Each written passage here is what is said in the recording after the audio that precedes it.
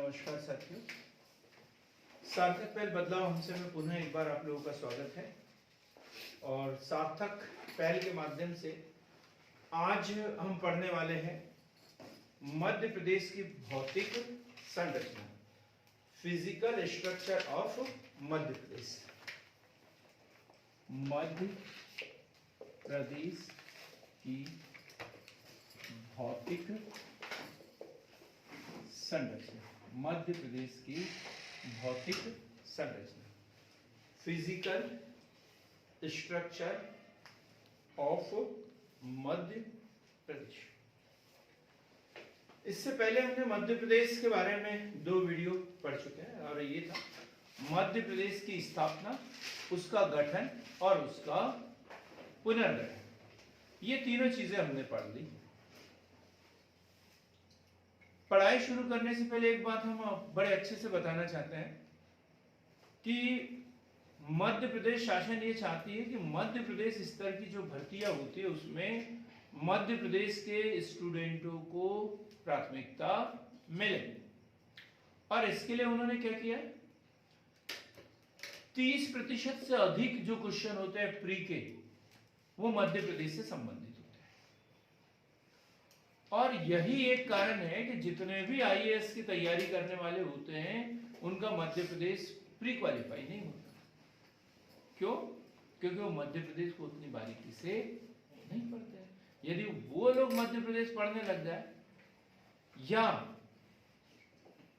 लोक सेवा आयोग परीक्षा ऐसा सिलेबस बना ले कि उसमें मध्य प्रदेश का 30% जो है वो सिलेबस ना हो, तो फिर जो सिर्फ और सिर्फ एमपीपीएससी की तैयारी करते हैं इनके लिए सिलेक्शन पाना बड़ा कठिन हो जाएगा,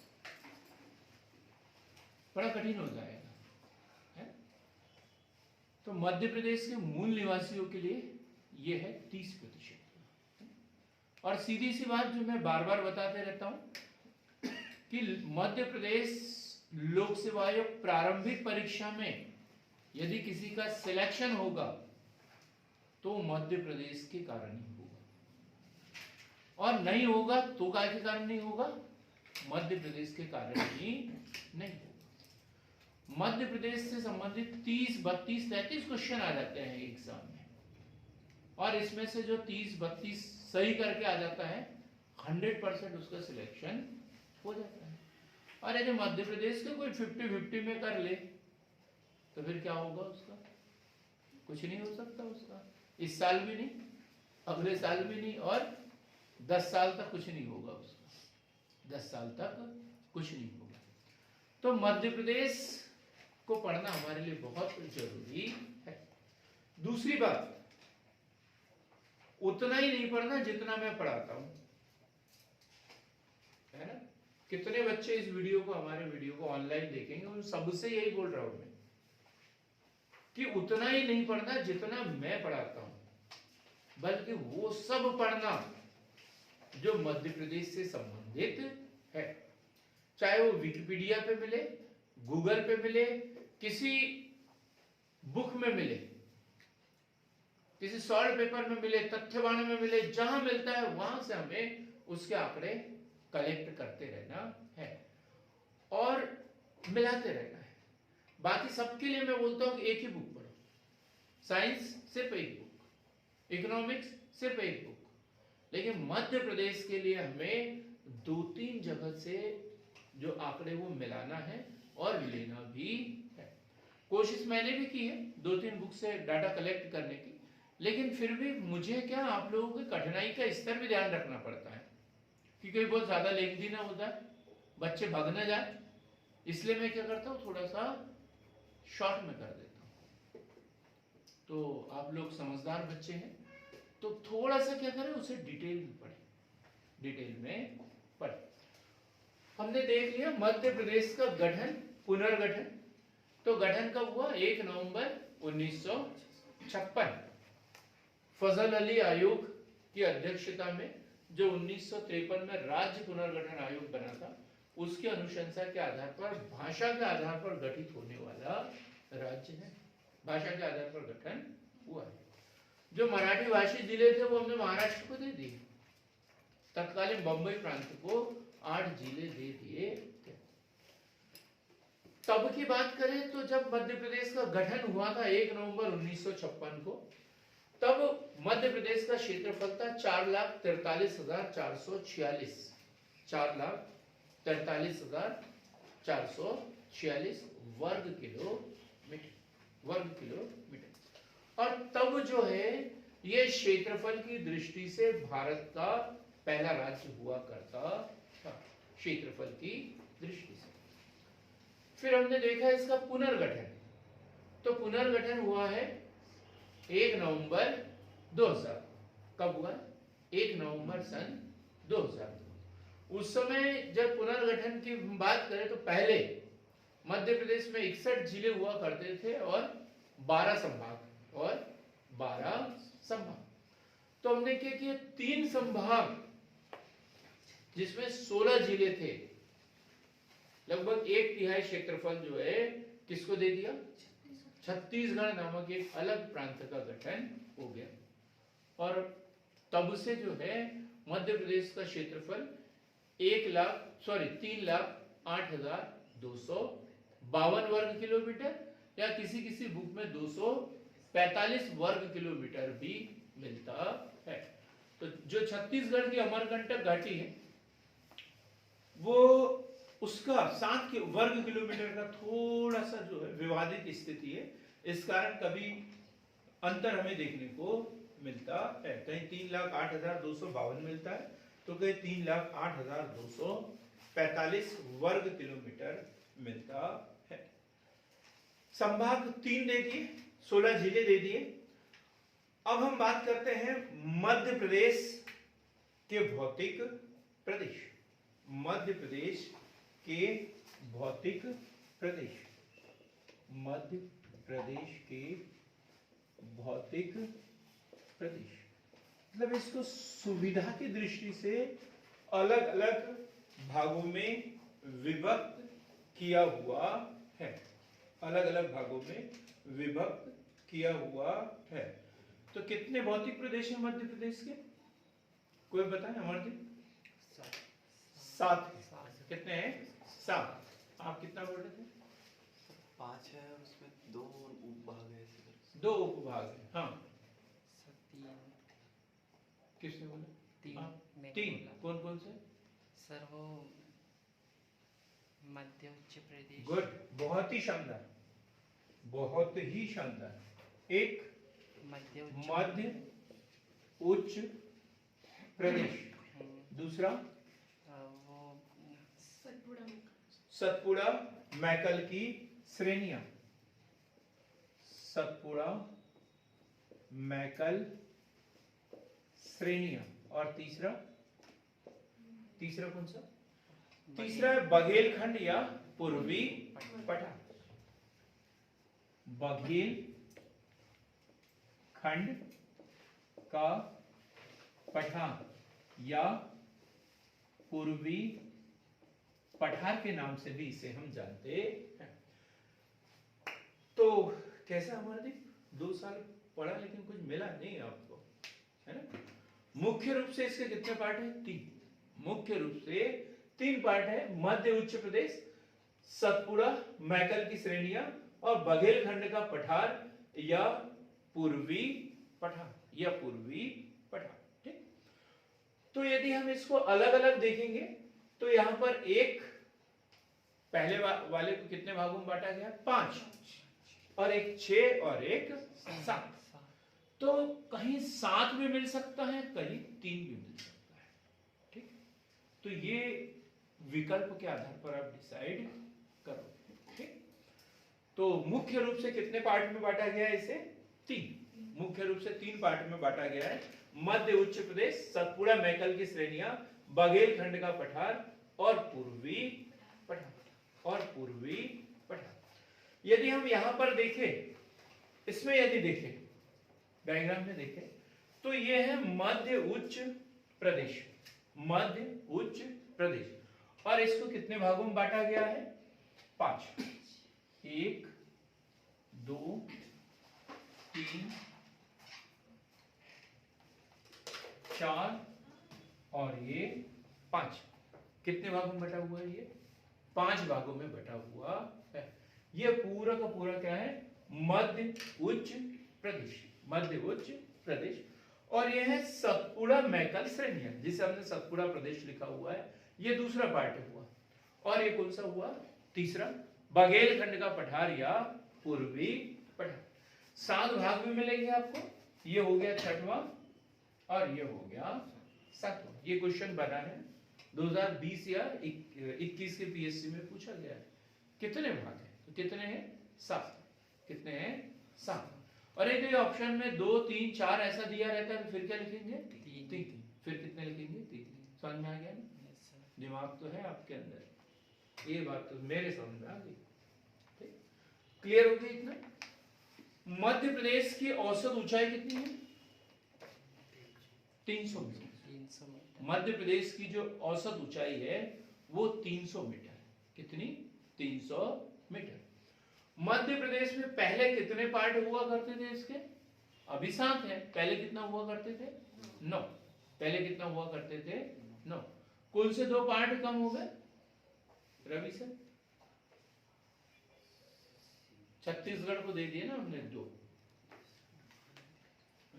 आपको इतना तो याद है, 16 जिले दे दिए, 3 संभाग दे दिए, 2 भी दिए हैं। क्या दिए हैं? 2।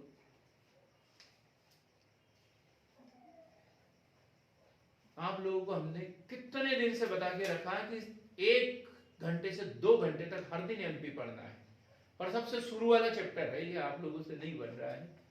तो आप समझ सकते हैं कि आप लोग मेरी बातों का कितना अमल करते हैं, कितना ध्यान देते हैं, और ये डिपेंड करता है अब आपका सिलेक्शन कितने जल्दी होगा, कितने जल्दी सिलेक्शन हो जाएगा, है? क्योंकि आप लोग नहीं पढ़ पाते हैं। हाँ, कितने? महानदी बेसिन 2 छत्तीसगढ़ में गए, एक महानदी बेसिन और दूसरा दंडकारण्य। महानदी बेसिन और दंडकारण्य 2 जो भौतिक प्रदेश है वो छत्तीसगढ़ को मिले। 3 संभाग पता है, 16 जिले और 2 भौतिक प्रदेश जो है वो छत्तीसगढ़ में चले गए हैं। अब यदि हम बात करें, पहले हम शॉर्ट में इसका विभाजन कर लेते हैं। ये प्रमुख भौतिक प्रदेश मध्य उच्च प्रदेश में कौन कौन से हैं? लगा दो उसको। मध्य उच्च प्रदेश में मध्य भारत का पठार, मध्य भारत का पठार। दूसरा रीवा पन्ना का पठार, रीवा पन्ना का पठार। मालवा का पठार, मालवा का पठार। विंध्याचल श्रेणी, विंध्याचल श्रेणी, विंध्याचल श्रेणी। और एक है नर्मदा सोन घाटी, नर्मदा सोन घाटी, नर्मदा सोन घाटी। तो अब देखो कितने हो गए? 5, 6 और 7। तो कितने प्रदेश, भौतिक प्रदेश? 7। मुख्य रूप से 3, और यदि उनको अलग अलग कर दिया जाए तो कितने भौतिक प्रदेश हमारे पास? 7। देखो कठिन जरूर होगा आज का टॉपिक, लेकिन बड़ा इंपॉर्टेंट होगा। 100% गारंटी के साथ बता रहा हूं, कहीं ना कहीं हमें 1 या 2 क्वेश्चन इसमें से आएंगे ही। प्री में भी आता है और मेंस में भी इससे संबंधित क्वेश्चन बनते हैं। अब हम क्या करेंगे, एक एक पार्ट को इसको उठाते जाएंगे। हम देखेंगे इसका विस्तार, कौन से पर्वत वगैरह देखने को मिलते हैं, कौन से खनिज यहाँ देखने को मिलते हैं, कौन सी नदियां यहाँ की है, ये सब हम थोड़ा थोड़ा पढ़ेंगे। क्योंकि फिर हम जब पर्वत पढ़ेंगे तो पूरे पर्वत एक साथ पढ़ेंगे, तब हमारा ट्रेस हो जाएगा कि हमने ये वही पढ़ा था या नहीं। ऐसा लगेगा कि हम पढ़ नहीं रहे, अब क्या कर रहे हैं, रिवीजन कर रहे हैं। लेकिन ये तब होगा जब हम पहली बार थोड़ा डिटेल में उसे पढ़ते हैं। तो अब हम पढ़ रहे हैं मध्य उच्च प्रदेश। 2012 में जब हमने पहली बार एमपीपीएससी दिया था, तब इससे संबंधित क्वेश्चन बना था, मध्य उच्च प्रदेश से संबंधित। तो हम बात कर रहे हैं मध्य उच्च प्रदेश।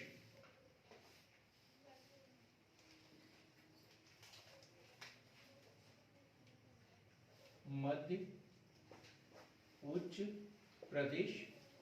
पहले मध्य उच्च प्रदेश की हम सामान्य विशेषताएं देख लेते हैं पूरा नर्मदा सोन घाटी तक। नर्मदा सोन घाटी एवं अरावली श्रेणियों के बीच, नर्मदा सोन घाटी एवं अरावली श्रेणियों के बीच त्रिभुजाकार, त्रिभुजाकार। अब हम देखो यहां से उठा रहे हैं इसको,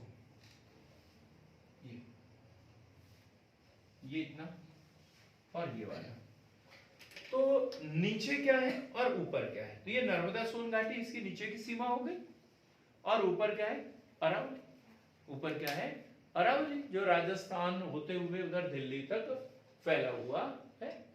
तो क्या नर्मदा सोन घाटी और अरावली पर्वत श्रेणियों के त्रिभुजाकार पठार।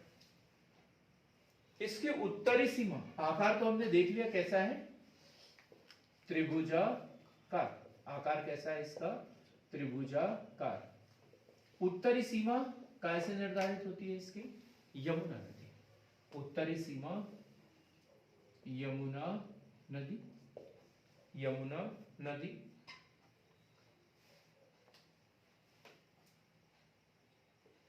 अब ये सोच सकते हैं यमुना नदी यहां कहां से आ गई, यमुना नदी यहां पे कहां से आ गई। तो नदी घाटी की बात कर रहे हैं कि वहां से क्या है जल विभाजन शुरू हो जाता है और ऊपर का जल जो है यमुना नदी और यमुना नदी के माध्यम से गंगा, ठीक। तो वो जल विभाजक की बात कर रहे हैं, तो ऊपर क्या है यमुना नदी घाटी। यमुना नदी घाटी क्या है एक प्रपाती कगार, क्या है एक प्रपाती कगार। कौन कौन सी नदियां निकलती है, इस पूरे क्षेत्र की बात कर रहे हैं, इस पूरे क्षेत्र में। तो इस पूरे क्षेत्र में देखो तो चंबल, बेतवा, केन, चंबल, बेतवा, केन। उत्तर की ओर संपूर्ण मध्य प्रदेश में बहती हुई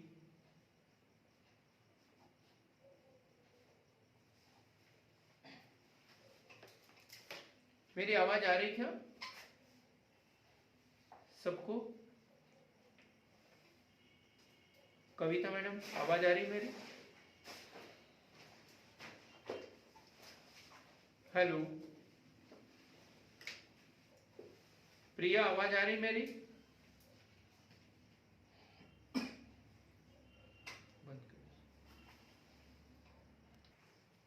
क्या बताया कि ये जो मध्य उच्च प्रदेश इसका आकार कैसा है त्रिभुजाकार।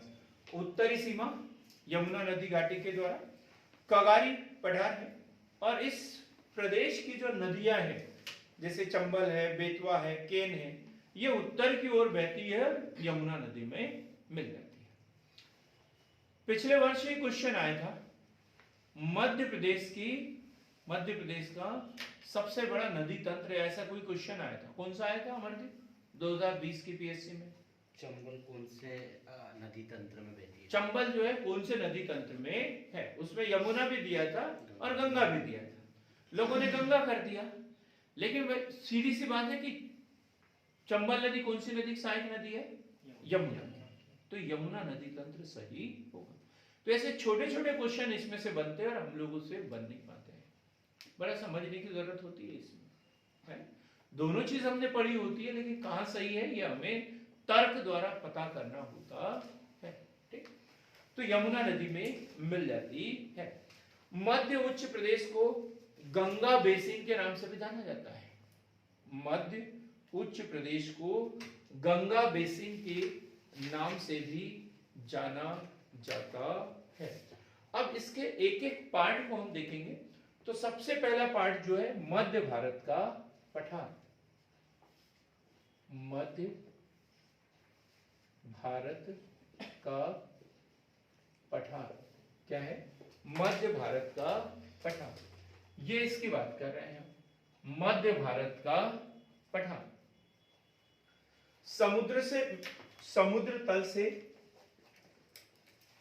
समुद्र तल से लगभग 300 मीटर ऊंचा। कितना? 300 मीटर ऊंचाई पर स्थित। किस नाम से जाना जाता है निधि से? चंबल उप आंध्र प्रदेश। चंबल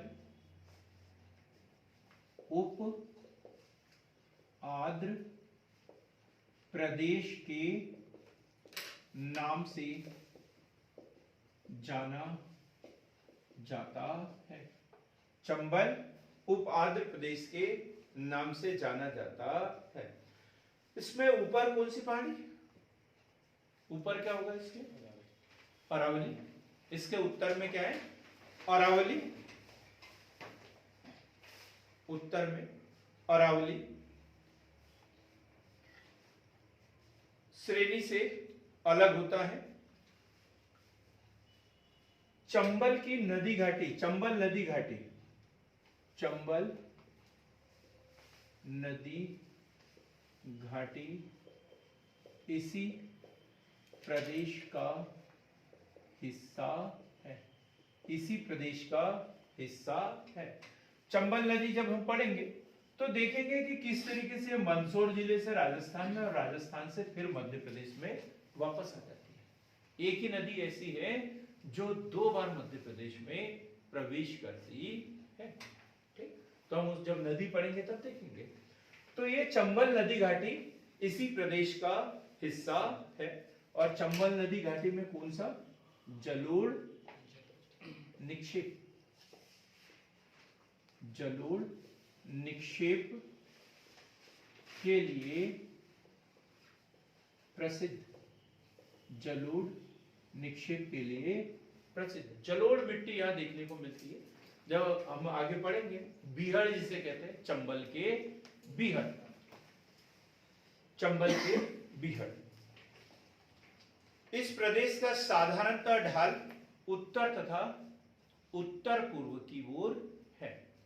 साधारणतः ढाल जो है उत्तर या उत्तर पूर्व की ओर, ढाल उत्तर व उत्तर पूर्व की ओर।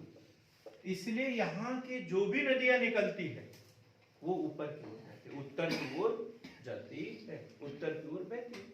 क्योंकि पानी का स्वभाव होता है, जिधर ढाल होता है उधर ही वो बहता है। तो यहां से जो भी नदियां निकलती है मध्य भारत के पठार से, तो वो उत्तर की ओर या उत्तर पूर्व की ओर बहती है। अब हम इसकी स्थिति देखते हैं। किसी को पता है कि इसकी स्थिति कितना विस्तार है इसका? स्थिति, तो यदि हम इसकी स्थिति को देखें तो 24 डिग्री 10 सेंटीमीटर उत्तरी अक्षांश से 24 से 26 डिग्री 48 मिनट उत्तरी अक्षांश, उत्तरी अक्षांश। तो 24 से 26 उत्तरी अक्षांश, उत्तरी अक्षांश क्या? 24 से 26 उत्तरी अक्षांश। और देशांतर में यदि देखा जाए तो यह है 74 50 पूर्वी देशांतर, पूर्वी देशांतर से 7-9 10 मिनट पूर्वी देशांतर। पूरे भारत को ही देखा जाए हम तो अक्षांश से दृष्टिकोण से उत्तरी गोलार्ध में है और देशांतर के दृष्टिकोण से पूर्वी गोलार्ध में, उत्तर पूर्वी गोलार्ध में है। ठीक, तो देशांतर की बात जब भी करेंगे तो पूर्वी देशांतर की बात करेंगे और अक्षांश की बात करेंगे तो उत्तरी अक्षांश की बात करेंगे। तो ये स्थिति हमें इसकी पता होना चाहिए। प्रमुख नदियां देख लेते हैं, कौन कौन सी नदियां हैं। नदियां, हम उन नदियों की बात करेंगे जो इस क्षेत्र से बहती है। सिर्फ उन नदियों की बात नहीं करेंगे जिन नदियों का यहाँ से उद्गम हुआ है, बल्कि वो नदियां जो यहाँ से प्रवाहित होती है। हो सकता है उसका उद्गम मालवा के पठार से हो गया हो, लेकिन वो बहते हुए उधर जाती है। जैसे चंबल, चंबल पार्वती, चंबल पार्वती, काली सिंध, काली सिंध, सिंध काली सिंध, सिंध जुआरी, जुआरी, ये नदियां जो है वो मध्य भारत के पठार में बहती है। मृदा कौन सी है यहाँ पे, अभी बता दिया मैंने, मृदा कौन सी है, जलोढ़। मृदा कौन सी है, जलोढ़। वह काली मिट्टी भी देखने को मिलती है, काली मिट्टी, लेकिन मुख्य रूप से जलोढ़। इसके बाद हम खनिज देखते हैं। खनिज, खनिजों की दृष्टि से ये महत्वपूर्ण नहीं है, महत्वपूर्ण खनिज यहाँ पर नहीं पाए जाते हैं। तो खनिज ऐसे ही, कौन से, जैसे चीनी मिट्टी, चीनी मिट्टी, चूना पत्थर,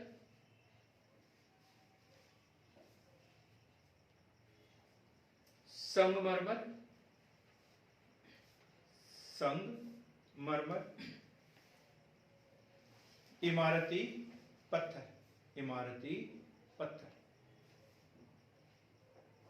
इमारती पत्थर। जिले कौन कौन से इसमें बताएं जरा, मध्य भारत का पठार कौन कौन से जिले दिख रहे हैं इसमें?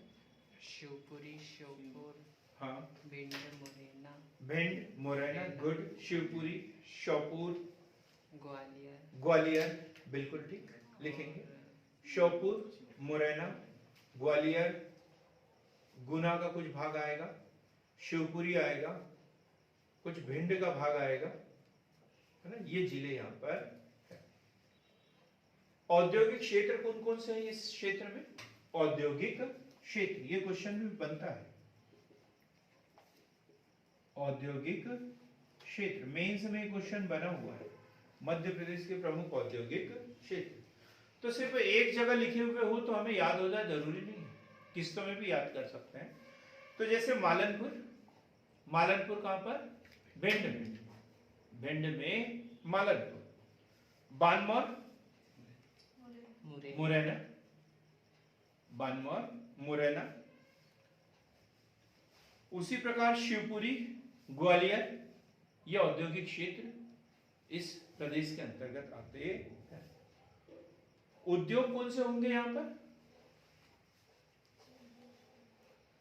उद्योग को देखो, वन यहां पर ज्यादा है नहीं, तो वनों पर आधारित ज्यादा उद्योग यहां पर दिखेंगे। तो यहां पर कौन से खनिज पाए जाते हैं? चीनी मिट्टी वगैरह, चूना पत्थर पाया जाता है, तो ऐसे यहाँ पर उद्योग होंगे। तो वह सीमेंट उद्योग, सीमेंट उद्योग, बाड़मेर पड़ा होगा हमने। इसके बाद कत्था उद्योग, कत्था उद्योग कहाँ का प्रसिद्ध है? मुरैना, है, बानमौर, मुरैना। चमड़ा उद्योग, चमड़ा उद्योग, हाँ। बिस्किट उद्योग यहाँ का प्रसिद्ध है, बिस्किट उद्योग। शक्कर का कारखाना यहाँ पर है, कहां पर? कैलारस। शक्कर का कारखाना कहां पर? मुरैना के कैलारस में, जो 7 साल से, पिछले 7-8 साल से बंद है। शक्कर का कारखाना कैलारस। देखो, मैंने पहले भी बताया कि हम एक तरीके से कंपलसरी चीजें पढ़ रहे हैं, हम इसको एक एक पढ़ेंगे। फिर उद्योग कौन कौन से हैं, नदियां कौन कौन सी है, तब हमें ये सब चीजें उस समय रिकॉल होना चाहिए कि हमने ये पढ़ा हुआ है। और जिसको रिकॉल हो जाएगा उसको सरल लगेगा अगला पार्ट, और जिसको रिकॉल नहीं होगा उसको बड़ा कठिन लगेगा। बात समझ में आ रही है आपके? अब प्रमुख पर्यटन स्थल कौन कौन से हैं? प्रमुख पर्यटन स्थल कौन कौन से हैं? एक बार मेंस में क्वेश्चन आया था, बुंदेलखंड के प्रमुख पर्यटन स्थल है, और अभी हम क्या लिख रहे हैं? मध्य भारत के पठार के प्रमुख पर्यटन स्थल, क्योंकि बुंदेलखंड भी उससे लगा हुआ है, तो हमें लगता है ये उसी में है, और वहां गलती करके आ जाते हैं, गलती करके आ जाते हैं। तो यहाँ के कौन कौन से हैं? तो ग्वालियर का दुर्ग, इसे बुंदेलखंड में ना लिखे, हम तो लिख के आ गए थे बुंदेलखंड में, आप लोग लिख के मत आना। क्यों? क्योंकि मुझे कोई पढ़ाने वाला नहीं था, आप लोगों के लिए मैं हूं गलतियां बताने वाला कि ये गलतियां हुई है। जो शिक्षक होता है, अपना गाइड जो होता है, उसका यही काम होता है, जो मुसीबतें आई है और जिसकी संभावना होती है कि यहाँ गलती आप कर सकते हो तो उससे बचाने का प्रयास करना, बाकी पढ़ना आप लोगों को ही है। ठीक? तो क्या ग्वालियर का दुर्ग, मोती महल, गुजरी महल, माधव नेशनल पार्क, कहां पर है माधव नेशनल पार्क? शिवपुरी का माधव नेशनल पार्क, ये प्रमुख पर्यटन स्थल है। अब हम यहाँ की फसलें देखेंगे, फसलें कौन कौन सी हैं? फसलें कौन कौन सी यहाँ पर फसलें हैं? तो इसे मस्टर्ड हांडी कहते हैं, सरसों की हांडी कहते हैं। सबसे ज्यादा सरसों भिंड मुरैना में होता है, मुरैना में सरसों सबसे ज्यादा होता है, तो इसे सरसों की हांडी कहते हैं। तो यहाँ पर सरसों, गेहूं, गन्ना, सरसों, गेहूं, गन्ना, ये प्रमुख फसलें हैं। अब वर्षा की बात कर रहे हैं, बारिश, आप बताइए अंकित, ज्यादा बारिश होती है या कम बारिश होती है? कम बारिश होती है, बहुत कम बारिश। मध्य प्रदेश में सबसे कम बारिश इधर होती है, 25 सेंटीमीटर से 75 सेंटीमीटर तक बारिश होती है, कहीं पर बहुत ही कम भी होती है। जलवायु कैसी होगी फिर यहाँ पे देखो, महाद्वीपीय जलवायु। महाद्वीपीय जलवायु, गुड, तारीफ करना पड़ेगा, मध्य प्रदेश तो पढ़ते हो बंधु, ये हमारे नहीं तो क्या बोलूं अब मैं इन लोगों को, 4 साल से पढ़ रहे हैं लेकिन नहीं याद उनको। महाद्वीपीय जलवायु मतलब विषम जलवायु यहाँ पर देखने को मिलती है। कैसी? विषम जलवायु। महाद्वीपीय जलवायु कैसी होती है? विषम जलवायु, या तो बहुत ठंडी या बहुत गर्म। गर्मी के मौसम में बहुत ज्यादा गर्मी होती है, ठंड के समय में बहुत अधिक ठंड रहती है, तो इसे कौन सी जलवायु कहते हैं? विषम जलवायु। देखो कोहरा वगैरह पड़ता है ठंड के समय में, दिल्ली में जो कोहरा पड़ता है सब इधर असर पड़ता है उसका। तो विषम जलवायु, यहाँ पर उष्ण कटिबंधीय विषम जलवायु। उष्ण कटिबंधीय तो पूरे भारत की है। ठीक, अब हम वनस्पति की बात करते हैं। वनस्पति, संजय कुमार कब देखोगे मेरे इधर? ठाकुर साहब बोलूंगा तब, वैसे नहीं देखोगे। कौन सी वनस्पति पाई जाएगी यहाँ पे? शहद। क्या वनस्पति? बारिश कितनी होती है? 25 से 75। तो वनस्पति कौन सी होगी? शुष्क। कैसे होगी? शुष्क। तो सूक्ष्म पर्णपाती वन यहाँ पाए जाते हैं। सूक्ष्म पर्णपाती वन यहाँ पाए जाते हैं। बबूल, पलाश, बेर, खैर आदि के वृक्ष यहाँ देखने को मिलते हैं। मध्य प्रदेश का जो कुल क्षेत्रफल है इसका लगभग 10.7%। मध्य प्रदेश के कुल क्षेत्रफल का 10.7%। तो फिर क्षेत्रफल कितना है इसका? क्षेत्रफल कितना है? 45,000 वर्ग किलोमीटर। 45,000 वर्ग किलोमीटर। क्षेत्रफल कितना है? 45,000 वर्ग किलोमीटर। अब देखो हमने इसकी ऊंचाई कितनी बताई है? 300। कितनी बताई है? 300। क्या लिखा है सेंटेंस? पूरा पढ़ो। समुद्र तल से। फिर आपने मुझे आधा क्यों बताया? आधा क्यों बताया? हम ऐसे ही याद करते हैं टुकड़ों में, किस्तों में, आधा अधूरा याद कर लेते हैं। देखो समुद्र तल से ऊंचाई 300, लेकिन वहां का जो तल है वहां से औसत ऊंचाई देखी जाए तो बहुत ज्यादा है। तो औसत ऊंचाई वहां से 500 मीटर। औसत ऊंचाई कितनी है इसकी? 500 मीटर, लेकिन समुद्र तल से ऊंचाई कितनी है? 300। समुद्र तल से जो ऊंचाई है वो 300 मीटर, 300 मीटर। ठीक, मतलब बहुत ऊंची ऊंची कुछ चोटियां हैं, इसलिए औसत ऊंचाई कितनी हो जाती है इसकी? 500 मीटर हो जाती है। अब हम दूसरा पार्ट पढ़ेंगे, मालवा का पठार। क्या ये क्लियर हो जाएगा?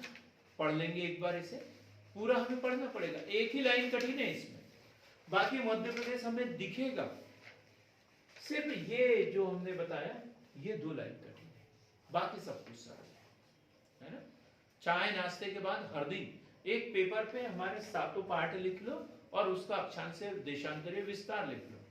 1 कप चाय पीते हैं उतनी में आप उस पर एक नजर डालते चलो, 1 कप चाय पीते समय उस पर नजर डालो, बस कुछ नहीं करना, याद हो जाएगा।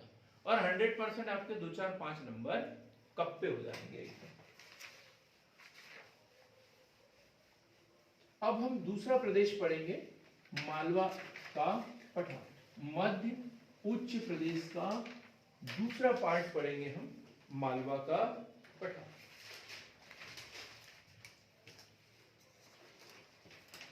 मालवा का पठार बहुत ज्यादा संबंधित है हम लोग इससे, क्योंकि यहाँ के अक्सर जो बच्चे होते हैं 10वीं 12वीं पढ़ने के बाद, करने के बाद कहाँ जाते हैं? इंदौर, पीतमपुर काम करने के लिए, हमाली करने के लिए जाते हैं, काम करने के लिए क्या झाड़ू पोछा करते रहते हैं और एक जोड़ी अच्छे कपड़े पहन के गांव में आ जाते हैं, 2-4 दिन रहते हैं, फिर किराया पानी का जुगाड़ लगाते हैं और वापस चले जाते हैं। तो हम बात कर रहे हैं मालवा का पठार। स्थिति तो उत्तर में जो चंबल नदी है वो इसकी सीमा बनाती है, ऊपर से उत्तर में चंबल नदी, या मध्य भारत का पठार उत्तर में, ये हम इसकी बात कर रहे हैं, है ना? ये वाले प्रदेश की बात कर रहे हैं, ये मालवा का पठार, ये इसकी बात कर रहे हैं। ठीक, तो ऊपर क्या है इसके? मध्य भारत का पठार, और यहां से ऐसे निकलती है कौन सी? चंबल नदी। तो उत्तर में 2 चीजें हमने बता दी, चंबल नदी और मध्य भारत का पठार। उत्तर में क्या? चंबल नदी और मध्य भारत का पठार। अब इसके पश्चिम में क्या है? इधर ये यहाँ की बात कर रहे हैं, इधर पश्चिम में इधर क्या देखने को मिलेगा? अरावली पर्वत, हमने पढ़ा ना, ये सबके इधर तो अरावली पर्वत है, तो इसके भी यहां से क्या देखने को मिलेगा हमें? अरावली पर्वत। क्या मिलेगा पश्चिम में? अरावली पर्वत।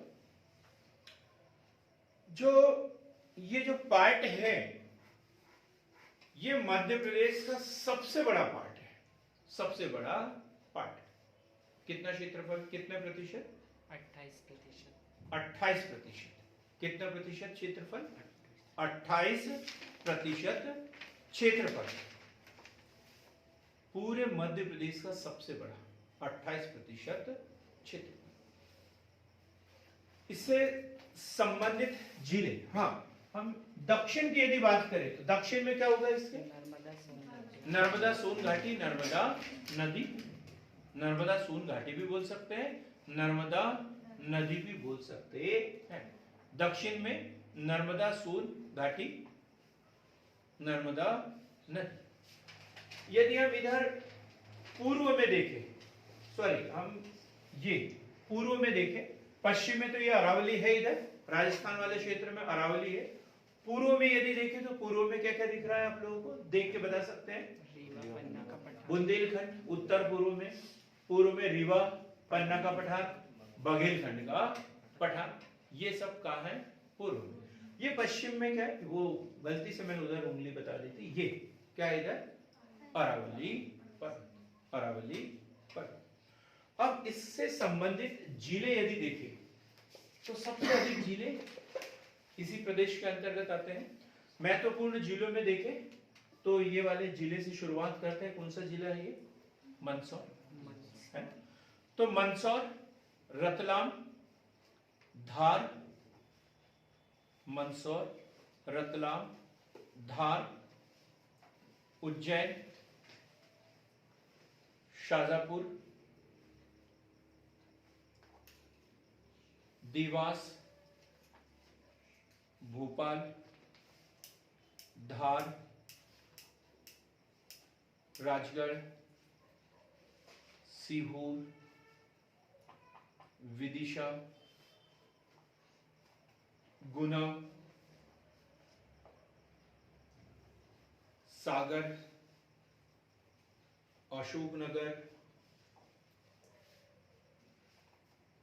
उज्जैन, लिख लिया, आगर मालवा, ये सभी जिले इससे संबंधित है। कितने जिले हैं टोटल इस संभाग इस पार्ट में, मालवा का पठार में? मुख्य रूप से 18 जिले होंगे। 16 जिले। 16 जिले। पूर्ण रूप से कितने? 16 जिले। हम टोटल काउंट नहीं कर सकते, वैसे लगभग बताया हमने, क्योंकि कुछ ऐसे छोटे छोटे पार्ट भी इसका आ जाता है। ठीक, तो पूरे 16 जिले आते हैं, छोटे छोटे पार्ट में तो और भी जिले आएंगे। अब यहाँ की नदियां कौन कौन सी है, ये महत्वपूर्ण क्वेश्चन।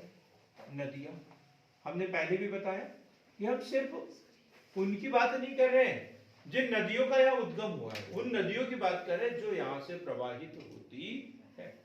उद्गम कहीं और भी हुआ है। ठीक, वैसे अधिकांश नदियों का उद्गम इसी क्षेत्र से हुआ है, मालवा के पठार से ही हुआ है। क्यों? क्योंकि नीचे नर्मदा सोन घाटी है, ये इधर के नदियों को उधर नहीं जाने देती, नीचे ही लेकर आ जाती है। ठीक, ये कगारी प्रदेश है, भ्रंश घाटी है, तो जो भी नदियों का उद्गम होगा वो वहीं से रहेंगे। ठीक, तो इसकी नदियां देखें हम तो चंबल, बेतवा, चंबल, बेतवा, केन, छिपरा, पार्वती, काली सिंध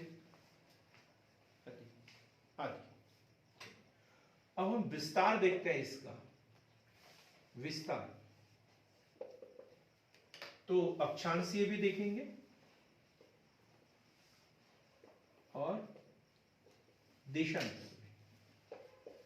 तो अक्षांशीय विस्तार इसका 2017 से 25/8,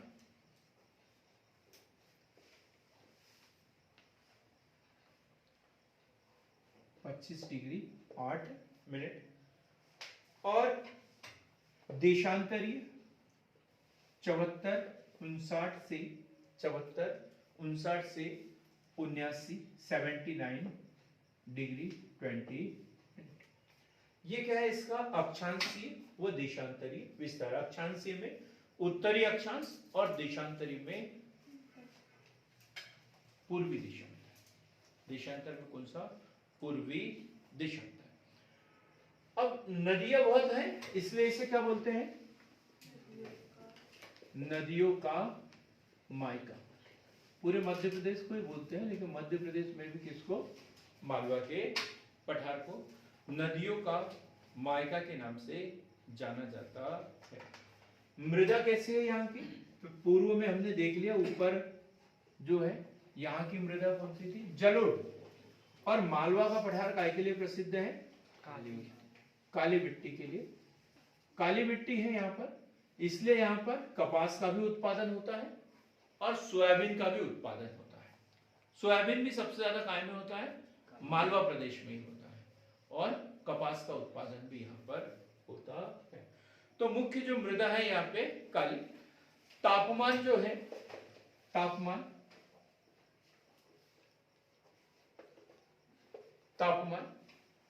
तो उच्च तापमान, गर्मी के दिनों में बड़ा उच्च तापमान यहाँ देखने को मिलता है।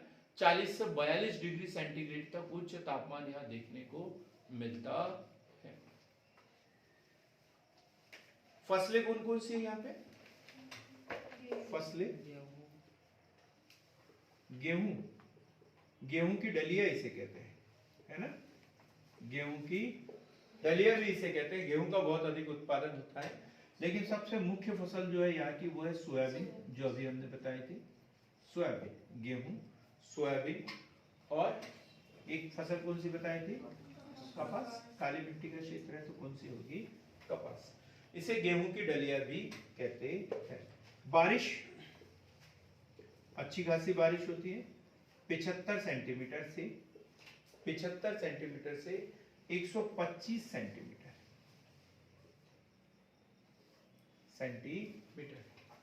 कैसे नापेंगे सेंटीमीटर? बारिश को सेंटीमीटर में कैसे नापेंगे? बारिश को तो कहना हम गिलास में मापते हैं, लोटे में मापते हैं, गुंडी में मापते हैं, टंकी में मापते हैं, ये सेंटीमीटर में कैसे? रेन गेज है ना, वर्षा मापी यंत्र। और कैसे मापते हैं? सर जिला कलेक्टर मापते हैं। जिला उनके बाद इतना ही काम है? सर उनके अधिकारी रहते, पर मैंने ऐसा सुना था कि वो जो मापते हैं ना वही मापते हैं। कोई भी माप सकता है, इसका एक यंत्र होता है। हर स्कूलों में, कॉलेजों में, जो बड़े संस्थान होते हैं वहां पर रहता है, विकास खंड स्तर पर भी होता है, सभी जगह। ठीक, जिला कलेक्ट्रेट में जानकारी कलेक्ट होती है पूरे जिले की, है ना, वो घोषणा करते हैं। बाकी अब यहाँ से भैंसदेई इतनी दूर है, दामजीपुरा यहाँ से 90 किलोमीटर दूर है, तो वहां बहुत तेज बारिश होगी, तो यहाँ से कैसे नापेंगे? वहीं पर नापने की, लोकल हर पंचायत में ये नापने की व्यवस्था है। कुछ नहीं है, जब बारिश शुरू होती है तो वो जो ऐसा बॉटल जैसा यंत्र होता है, लीटर के जैसा, जो कैरोसिन वगैरह नापने वाला लीटर होता था ना पहले, उसकी जगह वो वैसा होता है, उसको बारिश में रख देते हैं। और बारिश की जितनी बूंद पड़ती है वो उसके अंदर, और फिर जब बारिश खत्म होती है टाइम काउंट कर लेते हैं कब बारिश शुरू हुई और कब खत्म हुई, और फिर स्केल डाल देते हैं उसमें और देख लेते कितना पानी भरा है उसमें। 1 सेंटीमीटर, 2 सेंटीमीटर, 3 सेंटीमीटर हो गया। 1 घंटे में 3 सेंटीमीटर बारिश हुई, 4 सेंटीमीटर बारिश हुई, जितना पानी उसमें गिरता है। आपने तो देखा होगा, मैंने तो दिखाया था, पर आपको याद रहता नहीं, अब क्या बताया आपको, गजनी हुआ आप तो क्या है, कितनी बारिश होती है यहाँ पे? 75 से 125 सेंटीमीटर यहाँ पर बारिश होती है। जलवायु कैसी है यहाँ पे? सम जलवायु, सम जलवायु, सम जलवायु। वही हमने ऊपर क्या पढ़ा था मध्य भारत के पठार में, विषम जलवायु पढ़ा था, और यहाँ पे कैसी है? सम जलवायु। सम जलवायु क्या होता है? ना तो अधिक गर्मी और ना ही अधिक ठंड, सम जलवायु है यहाँ पे। मतलब कोई भी सीजन हो, चाहे गर्मी का हो या फिर ठंड का हो, रहने लायक परिस्थितियां यहाँ पर होती है। वही ऊपर चंबल प्रदेश में चल जाए तो वहां गर्मी में बहुत अधिक गर्मी पड़ती है और ठंड में बहुत ही ज्यादा ठंड पड़ती है, लेकिन यहाँ पर नहीं है ऐसा। इसलिए फायान ने क्या बोला था इसके? श्रेष्ठ जलवायु वाला प्रदेश। मालवा के प्रदेश को क्या बोला था? श्रेष्ठ जलवायु वाला प्रदेश या स्वास्थ्यवर्धक जलवायु वाला प्रदेश भी फायान ने इसे कहा था। वनस्पति की बात करते हैं। वनस्पति, पेड़ पौधे कैसे पाए जाते हैं? तो देखो यहां पर बारिश तो है 75 से 125 सेंटीमीटर, मतलब 100 सेंटीमीटर से ज्यादा भी होती है और कहीं पर कम भी होती है। तो यहां पर पाई जाती है शुष्क पर्णपाती एवं आर्द्र वनस्पति देखने को मिलती है। शुष्क पर्णपाती व आर्द्र वनस्पति देखने को मिलती है।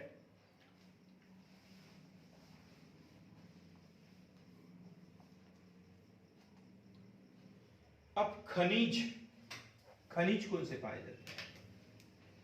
पहले ही पढ़ लिया कि कृषि की दृष्टिकोण से बड़ा महत्वपूर्ण है ये, तो खनिजों की दृष्टिकोण से उतना ज्यादा महत्वपूर्ण तो ये होगा नहीं। तो खनिजों में एस्बेस्टस झाबुआ में मिलता है, बाकी खनिज नहीं पाए जाते इस प्रदेश में भी। एस्बेस्टस मिलता है झाबुआ में, और ये क्वेश्चन बहुत बार बहुत सारे एग्जाम में पूछा गया।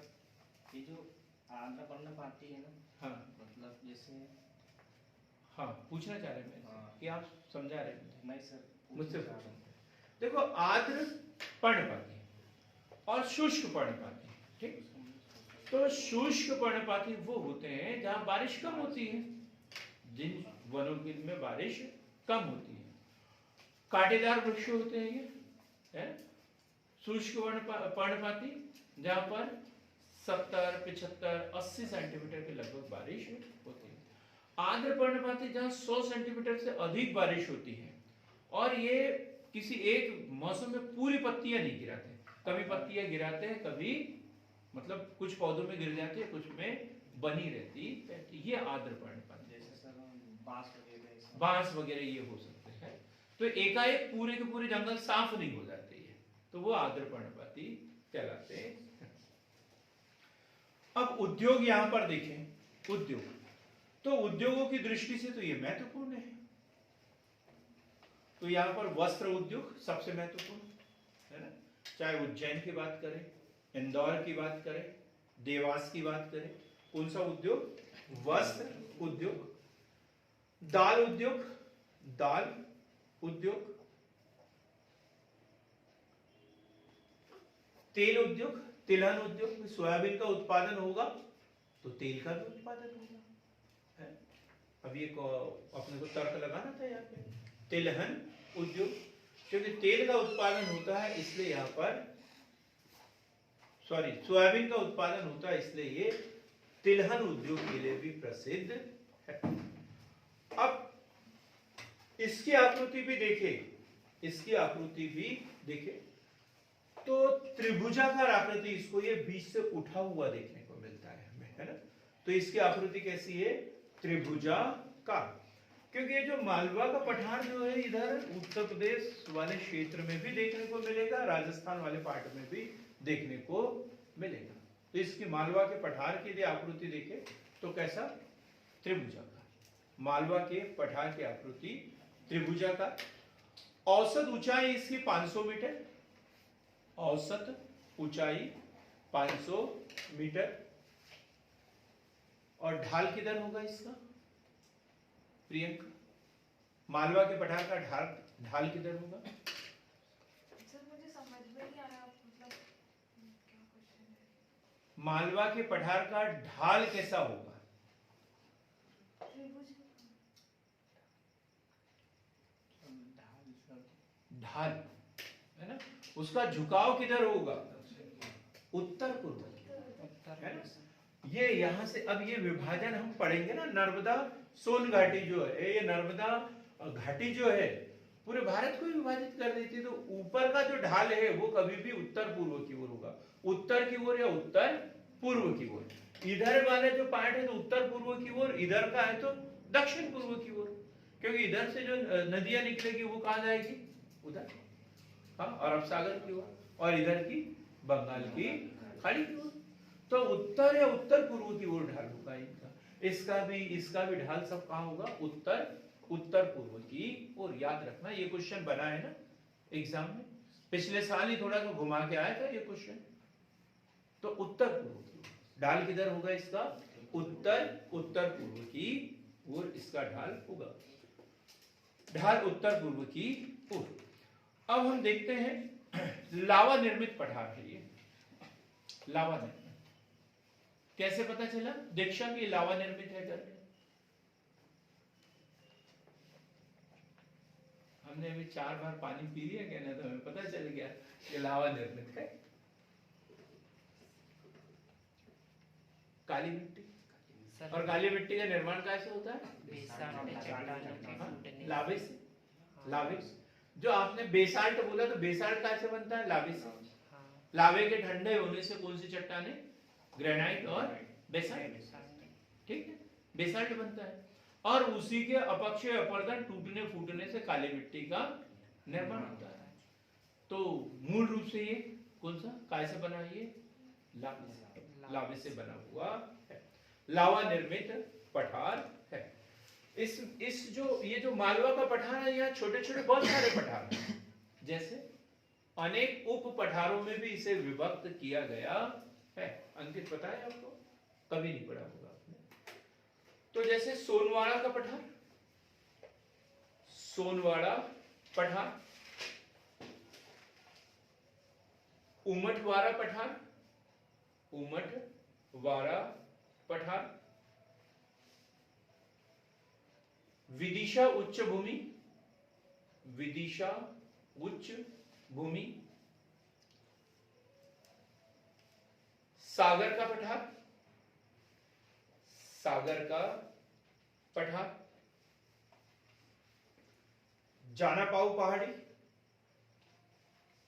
जाना पाऊ पहाड़ी, जाना पाऊ पहाड़ी 854 मीटर ऊंचा है। और यहीं से किस नदी का उद्गम? चंबल नदी का उद्गम यहाँ से हुआ, जाना पाओ पहाड़। भोपाल का पठार, भोपाल का पठार, ये सब काय के अंतर्गत आते हैं? मालवा के पठार के अंतर्गत ही आते हैं। इसी के उप पठार छोटे छोटे भागों में इसे बांटा गया है। अब लास्ट क्वेश्चन हमारा बचा हुआ है, बड़ा महत्वपूर्ण क्वेश्चन है। किसी को पता है कि कौन सा क्वेश्चन? नहीं पता।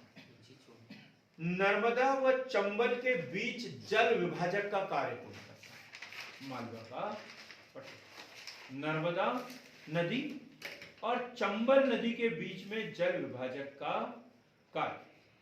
अब हम ये मालवा के पठार की बात करें तो इसके ऊपर का जो पानी है वो चंबल नदी लेके जाएगी और इधर का पानी नर्मदा नदी लेके जाएगी, है ना। तो मालवा का पठार जल विभाजक का कार्य करता है। किन दो नदियों के बीच में? चंबल और नर्मदा नदी के बीच, चंबल और नर्मदा नदी के बीच में ये जल विभाजक का कार्य करता है। बात क्लियर हो गई? यहाँ तक क्या पढ़ा हमने? मालवा का पठार कितना प्रतिशत है? 28%। मुख्य रूप से कितने पूर्ण जिले? 16। अब हम पढ़ेंगे तीसरा जो है रीवा पन्ना का पठार। ये रीवा पन्ना का पठार क्या पढ़ेंगे हम? रीवा पन्ना का पठार। किस नाम से जाना जाता है इस रीवा पन्ना के पठार को? विंध्यन कगारी प्रदेश। विंध्यन का कगारी प्रदेश। तुम्हें अवार्ड देंगे बंधु, है ना। अगली बार जब भी कोई प्रोग्राम होगा तो तुम्हें अवार्ड देंगे, क्योंकि आपने उन लोगों को रेस में पीछे छोड़ दिया जो 2.5-3 साल से पढ़ रहे थे। विंध्यन का कगारी प्रदेश, विंध्यन का कगारी प्रदेश। कगारी प्रदेश क्या होता है? कगारी प्रदेश, कगार, एक बार यही क्वेश्चन आया था मेंस में, कगार, है ना। कि वहां से जो है चट्टानों की दिशा ही बदल जाती है ना। चट्टानों की दिशा बदल जाती है। कगार, कटाव जिसे कहते हैं उसे क्या बोलेंगे हम? कटाव। जैसे कोई एक तरफ चट्टाने हो और एक तरफ मिट्टी हो, तो जो मिट्टी होती है वो जल से अपर्दन होती है और बह जाती है, और चट्टान क्या रह जाती है? खड़ी की खड़ी रह जाती है। तो ये कगारी प्रदेश। अब उधर यदि हम देखें तो कौन से प्रदेश देखने को मिलेंगे? पूर्व में पूरे पठारी प्रदेश ज्यादा जो है वो देखने को मिलेंगे। पढ़ेंगे हमसे विंध्यन का कगारी प्रदेश के उपनाम से आद्य महाकल्प की कड़प्पा तथा विंध्यन, आद्य महाकल्प की कड़प्पा एवं विंध्यन शैल समूह से निर्मित ये कगारी प्रदेश है। चट्टानें यहां देखने को मिलेगी, कटाव हुआ है इसका बहुत, ठीक। तो चट्टानें हैं यहां पर। विस्तार यदि देखें हम इसका, विस्तार कोई अक्षांशीय और देशांतरी।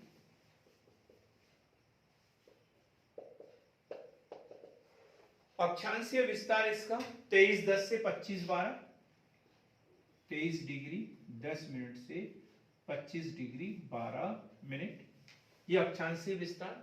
और देशांतरीय लगभग कितना होगा? लगभग 77-78 इसके बीच में हो। तो 78:4 से 82:18, 78 डिग्री 4 मिनट से 82 डिग्री 18 मिनट, 82 डिग्री 18 मिनट। तो ये रीवा पन्ना का पठार, ये सबसे आखिरी में हमने मैं बनाया, तो ये बघेलखंड थोड़ा सा आगे निकल गया, नहीं तो पूर्वी कितना है? 82 डिग्री है। तो आखिरी तक यही, आखिरी तक कौन सा है? रीवा पन्ना का पठन। ठीक, देशांतरी विस्तार अक्षांशीय 23-10 से 25-12 और देशांतरी 78-4 से 82-18। तब हमें और अच्छे से समझ में आ जाता जब हम मध्य प्रदेश का विस्तार जो है एक जगह नोट करके रखे, उत्तर से दक्षिण, पूरब से पश्चिम। जब भी हमने बताया ना पूरे 7 भाग और इसका अक्षांशीय और देशांतरीय विस्तार लिखना है, तो सबसे पहले हमें क्या पढ़ना है, मध्य प्रदेश का अक्षांशीय और देशांतरीय विस्तार कितना है। जब हम इसको नोट करके रखेंगे तभी इनको अच्छे से पढ़ पाएंगे, तभी हम इसको अच्छे से पढ़ पाएंगे। अब जिले कौन कौन से यहां पर, जिले वहां की बात कर रहे हैं, रीवा पन्ना का पठा, तो 2 जिले तो हमने बता दिए, रीवा और पन्ना, है ना। इसके अलावा कौन से आएंगे, रीवा, पन्ना, सतना, दमोह। रीवा, पन्ना, सतना, दमोह। रीवा, पन्ना, सतना, दमोह। ऊंचाई कितनी है इसकी, औसत ऊंचाई, निधि,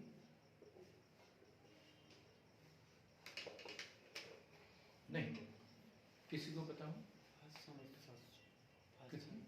औसत ऊंचाई इसकी 450 मीटर, 450 मीटर। क्षेत्रफल है 31,954, 31,954 वर्ग किलोमीटर, 31,954 वर्ग किलोमीटर। कितना प्रतिशत है ये, 10.37 है ना, 10.37 प्रतिशत, 10.37 प्रतिशत। हमें इसलिए इनको याद करना जरूरी है क्योंकि आरोही अवरोही क्रम में लिखने के लिए आ सकते हैं। मध्य प्रदेश के 4 पार्ट दिए रहेंगे, इसको आरोही क्रम में जमाओ या अवरोही क्रम में जमाओ, ऐसा क्वेश्चन बन सकता है। जब आरोही क्रम में बोला तो सबसे पहले कौन सा पार्ट लिखेंगे, जो सबसे छोटा है, फिर उससे बड़ा, फिर उससे बड़ा, फिर उससे बड़ा, ये आरोही क्रम है ना, छोटे से बड़ा। और अवरोही क्या होता है, घटता हुआ, सबसे पहले बड़ा, फिर उससे छोटा, फिर उससे छोटा, फिर उससे छोटा, डिसेंडिंग ऑर्डर। अब हम देख रहे हैं इसकी नदियां कौन कौन सी है। नदियां टेस्ट में आया था, एक क्वेश्चन आया था इसका, नदियां केन, सोन, केन, सोन, टोन्स, टोन्स, और कौन सी नदी है, रीवा किस नदी के किनारे बसा है, मुझे याद नहीं आ रहा, लेकिन ये क्वेश्चन पीएससी ने पूछा है, रीवा किस नदी के तट पर बसा हुआ है। अब अगले वीडियो में बताना पड़ेगा, है ना, हम बता देंगे आप लोगों को। एक है ब्यारमा नदी, ब्यारमा, यह जो टोन्स है, ये क्वेश्चन भी एग्जाम में पूछा गया, मेंस में पूछा था हमसे, टोन्स नदी है, और तब से ही हमें इस नदी का नाम भी याद हुआ, टोन्स, है ना। ये गंगा की सहायक नदी, हम इसे सोन में है ना, गंगा की सहायक, हाँ टोन्स भी है, टोन्स भी है, ठीक है। तो इसे नदियों को हम डिटेल में पढ़ेंगे। यह जलप्रपातों के लिए प्रसिद्ध है क्योंकि ये कगारी प्रदेश है, हमने पहले ही बताया, चट्टानी प्रदेश है, ये कगारी प्रदेश है। कगारी प्रदेश हमने बता दिया, यहाँ मिट्टी का क्या हो जाता है, अपर्दन हो जाता है, चट्टाने रह जाती है, और चट्टाने रहने के कारण क्या होता है फिर यहाँ पे प्रपात, जलप्रपात, क्योंकि मिट्टी का अपर्दन हो जाता है और खड़ी चट्टाने रह जाती है, पानी वहां से नीचे गिरता है, तो जलप्रपात यह देखने को मिलते हैं, जैसे चचाई, केवटी, बहुटी, पियावन, चचाई, केवटी, बहुटी, पियावन जलप्रपात यहां देखने को मिलते हैं। मिट्टी कौन सी है यहाँ पे, रीवा पन्ना के पठार में पथरीली मिट्टी। पथरीली मिट्टी, ये तो कोई विभाजन नहीं है, लेकिन पथरीली मिट्टी, काली मिट्टी में भी डाल दो पत्थर। लैटेराइट। लेटराइट मिट्टी तो बहुत ही अलग चीज है। लेटराइट मिट्टी का सिर्फ साउथ में काली पथरीली ऐसी होंगी सर। लाल लाल पीली पीली, लाल काली लाल पीली काली। लाल व काली मिट्टी दोमट मिट्टी मिलती है यहाँ पर। लाल व काली मिट्टी दोमट मिट्टी यहाँ देखने को मिलती है। किसी ने लेटराइट बोला था, आप बताएं लेटराइट मिट्टी कैसे होती है, कैसे बनती है? सर वो लोहा ऑक्साइड वगैरह कुछ रहता है। लेटराइट मिट्टी उन क्षेत्रों में, चलो हम उसे डिटेल में पढ़ेंगे जब मिट्टी पढ़ेंगे, तो लीचिंग वगैरह की प्रक्रिया होती है, तो वहां पर जो पोषक तत्व खनिज वगैरह होते हैं वो बहुत नीचे चल जाते हैं, तो फिर ऐसी जगह वो मिट्टी देखने को मिलती है। पढ़ेंगे सर। जलवायु यहाँ की देखें तो जलवायु कैसी है यहाँ की। अभी हम कहाँ पहुंच चुके थे, मध्य भारत का पठार हमने पढ़ा था, फिर हमने मालवा का पठार देखा। तो मध्य भारत के पठार में कैसी जलवायु, महाद्वीपीय। मालवा के पठार की जलवायु सम जलवायु। अब हम बात कर रहे हैं रीवा पन्ना के पठार की जलवायु, तो रीवा पन्ना के पठार की जलवायु कैसी होगी, महाद्वीपीय। कैसी जलवायु है यहाँ की, महाद्वीपीय जलवायु। महाद्वीपीय जलवायु। पूर्वी तथा दक्षिण भाग में औसत वर्षा 125 सेंटीमीटर, 125 सेंटीमीटर। और जैसे जैसे हम उत्तर पश्चिम की ओर, ये यहां इधर ज्यादा बारिश हो रही है, जैसे जैसे इधर ऊपर की ओर बढ़ते जाएंगे बारिश क्या होती है, कम होते जाती है ना। तो दक्षिण पूर्व में ज्यादा बारिश और उत्तर पश्चिम में कम बारिश होती है, इतना याद रखिए।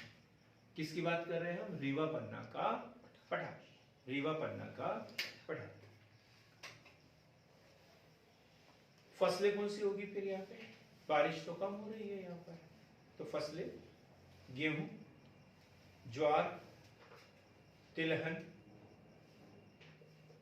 ये फसलें यहाँ देखने को मिलती है। वन, वन कौन से हैं, साल, बांस, साल, बांस, सेमल, हल्दू, बीजा, तेंदू पत्ता, तेंदू पत्ता, घास, घास। खनिज, अब हम बात कर रहे हैं खनिज की, तो ये कौन सा प्रदेश है, कगारी प्रदेश है। खनिज तो यहाँ मिलेंगे, खनिज तो यहाँ पर मिलेंगे। काय के लिए प्रसिद्ध है ये, रीवा पन्ना का पठार। रात दिन सपना देखते थे, रात दिन हीरा। काय के लिए प्रसिद्ध है ये, हीरे के लिए प्रसिद्ध है। हर कोई जाता है ना, हीरे मोती जवाहरात मिलते रहे, हीरे का ये बनाएंगे, हीरे का ये चाहिए हमें, है ना। तो क्या है, हीरा, चूने का पत्थर, चूने का पत्थर, गेरू, जिप्सम। गेरू क्या होता है, देखा है क्या आप लोगों ने, रंगने के काम में है, मिट्टी के तरीके का है ये गेरू। जिप्सम, सिलिका, बालू, बालू। उद्योग कौन से है यहाँ पर, ये क्वेश्चन भी पूछा गया है, मेंस में क्वेश्चन पूछा गया है। हीरा तराशने का उद्योग, हीरा हीरा तराशने का उद्योग भी तो नहीं है यार यहाँ पे, यही तो दिक्कत की बात है, यही तो काम नहीं होता है। यहाँ पर उद्योग है, सीमेंट उद्योग के लिए प्रसिद्ध है। सतना, मैहर जिसे कहते हैं, ये काय के लिए प्रसिद्ध है, सीमेंट उद्योग। सीमेंट उद्योग मैंने बताया ना, ये क्वेश्चन पूछा गया था, सीमेंट उद्योग मेंस का क्वेश्चन है, सीमेंट उद्योग। तो कहां पर, सतना और मैहर। रीवा में कत्था बनाने का कारखाना है, रीवा में क्या का कत्था बनाने का कारखाना। एक हमने कहाँ पढ़ा, मुरैना में, और दूसरा कहाँ पर, रीवा। पन्ना में हीरा तराशने का कारखाना। सबसे महत्वपूर्ण नहीं है लेकिन ये, है ना, क्योंकि हीरा तराशने का काम और भी जगह होता है मुख्य रूप से, ठीक, यहां पर सिर्फ निकाला जाता है हीरा तराशने का कारखाना। और कुछ विशेष बातें यदि देखें तो ऐतिहासिक स्थल है यहाँ पर, इतिहास में प्रसिद्ध है। यूनिवर्सिटी कौन सी, अवधेश प्रताप सिंह, कौन सी है, अवधेश प्रताप सिंह विश्वविद्यालय यहाँ पर, ठीक। सफेद शेरों के लिए प्रसिद्ध था ये, कभी आज भी है। सफेद शेरों के लिए हम पढ़ते हैं ना जी के, सफेद शेरों के लिए प्रसिद्ध, शिक्षा का प्रमुख केंद्र, शिक्षा का प्रमुख केंद्र। कुछ पर्यटक स्थल भी है यहाँ पर। कौन कौन से, अभी दोनों के नाम ले लिया हमने। सफेद शेरों के लिए सफारी वाला, हाँ वो है, और वो तो हो गया चित्रकूट, चित्रकूट है ना, और मैहर, मैहर और चित्रकूट, चित्रकूट है ना? मैहर व चित्रकूट सतना जिले में है दोनों। चित्रकूट तो वैसे बाउंड्री पे है यूपी और एमपी। रीवा में चचाई जलप्रपात, केवटी जलप्रपात। रीवा में चचाई व केवटी जलप्रपात। अनूप कुमार नहीं, प्रफुल्ल कुमार। संगीत की नगरी किसे कहते हैं, सतना को कहते हैं। बहुत बढ़िया, सतना संगीत की नगरी। और क्या है सतना में, शारदा माता का मंदिर है। 16वीं शताब्दी का किला भी है यहाँ पर सतना में, है ना, ये मैहर में 16वीं शताब्दी का किला और प्राचीन शारदा माँ का मंदिर। इसे संगीत की नगरी भी कहते हैं। कौन सी अकादमी है यहाँ पर, अलाउद्दीन खान, अलाउद्दीन खान अकादमी यहाँ पर। अलाउद्दीन यहीं के रहने वाले, तो यही साधना उनके द्वारा की गई थी। जब मध्य प्रदेश की संगीत के विषय में पढ़ेंगे तो इन्हें हम डिटेल में पढ़ेंगे। अब हम अगला पढ़ते हैं बुंदेलखंड का पठार। बुंदेलखंड का पठार, क्या क्या पता है बुंदेलखंड के विषय में, किसी को पता हो तो बकुल पटपट। सर इसका जो क्षेत्रफल है वो 7.7% है। बुंदेलखंड का पठार, बुंदेलखंड का पठार 7.7%। मध्य प्रदेश के कुल क्षेत्रफल का कितना है, 7.7%, अर्थात 23,723 23,723 वर्ग किलोमीटर, मतलब 7.7%, 7.7%। पेनी प्लेन है ये, संप्राय मैदान। पेनी प्लेन संप्राय मैदान का उदाहरण है। क्या होता है पेनी प्लेन, संप्राय मैदान, अमरदीप? सर ये नदियों के द्वारा बना होता है, नदियों के द्वारा मिट्टी चुराई जाती है। सर पहाड़ों के उपार्जन से जो निचला मतलब से घाटी है वैसे भर जाती है और मैदान का निर्माण हो जाता है। जल अपर्दन से बना हुआ कुल है ना, वो पेनी प्लेन। ठीक है, दोनों ने सही बोला, पेनी प्लेन। अब ये इसका कुछ पार्ट यूपी में आता है, बहुत सारा पार्ट है। देखो ये कट गया ना, वो यूपी है पूरा। ये जो पार्ट ये है ये यूपी के अंतर्गत आता है। और जरूरी नहीं है कि इतना ही बुंदेलखंड है, ये भी बुंदेलखंड के अंतर्गत ही आता है। ललितपुर वगैरह जो है उत्तर प्रदेश के, वो सब बुंदेलखंड के अंतर्गत आते हैं। तो इसमें उत्तर प्रदेश के झांसी, जालौन, हमीरपुर, ललितपुर, बांदा आदि जिले भी शामिल है।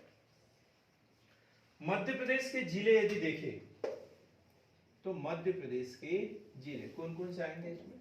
मध्य प्रदेश के जिले बुंदेलखंड में टीकमगढ़, दतिया और निवारी। ठीक लिखेंगे। छतरपुर, मुख्य कौन सा है? छतरपुर, टीकमगढ़, दतिया, ये मुख्य जिले, निवाड़ी, ये मुख्य जिले हो गए। इसके अलावा यदि देखें तो शिवपुरी, पन्ना, सतना का कुछ भाग इसके अंतर्गत आता है, इसका कुछ भाग भी इसके अंतर्गत आता है। समुद्र तल से ऊंचाई इसकी बहुत ऊंचा पार्ट नहीं है, कितना? 600 मीटर, 600 मीटर समुद्र तल से ऊंचाई 600 मीटर। सबसे ऊंची चोटी कौन सी है इसकी? सिद्ध बाबा की चोटी। सिद्ध बाबा, सबसे ऊंची चोटी सिद्ध बाबा। मालवा की सबसे ऊंची चोटी कौन सी है? सिगार चोटी। सिगार, है ना? सिगार। तो ऐसे जितने भी पार्ट है उसकी सबसे ऊंची चोटी हमें पता होना चाहिए। इसकी सबसे ऊंची चोटी कौन सी? सिद्ध बाबा। नदियां देखिए, नदियां कौन सी जाती है इधर?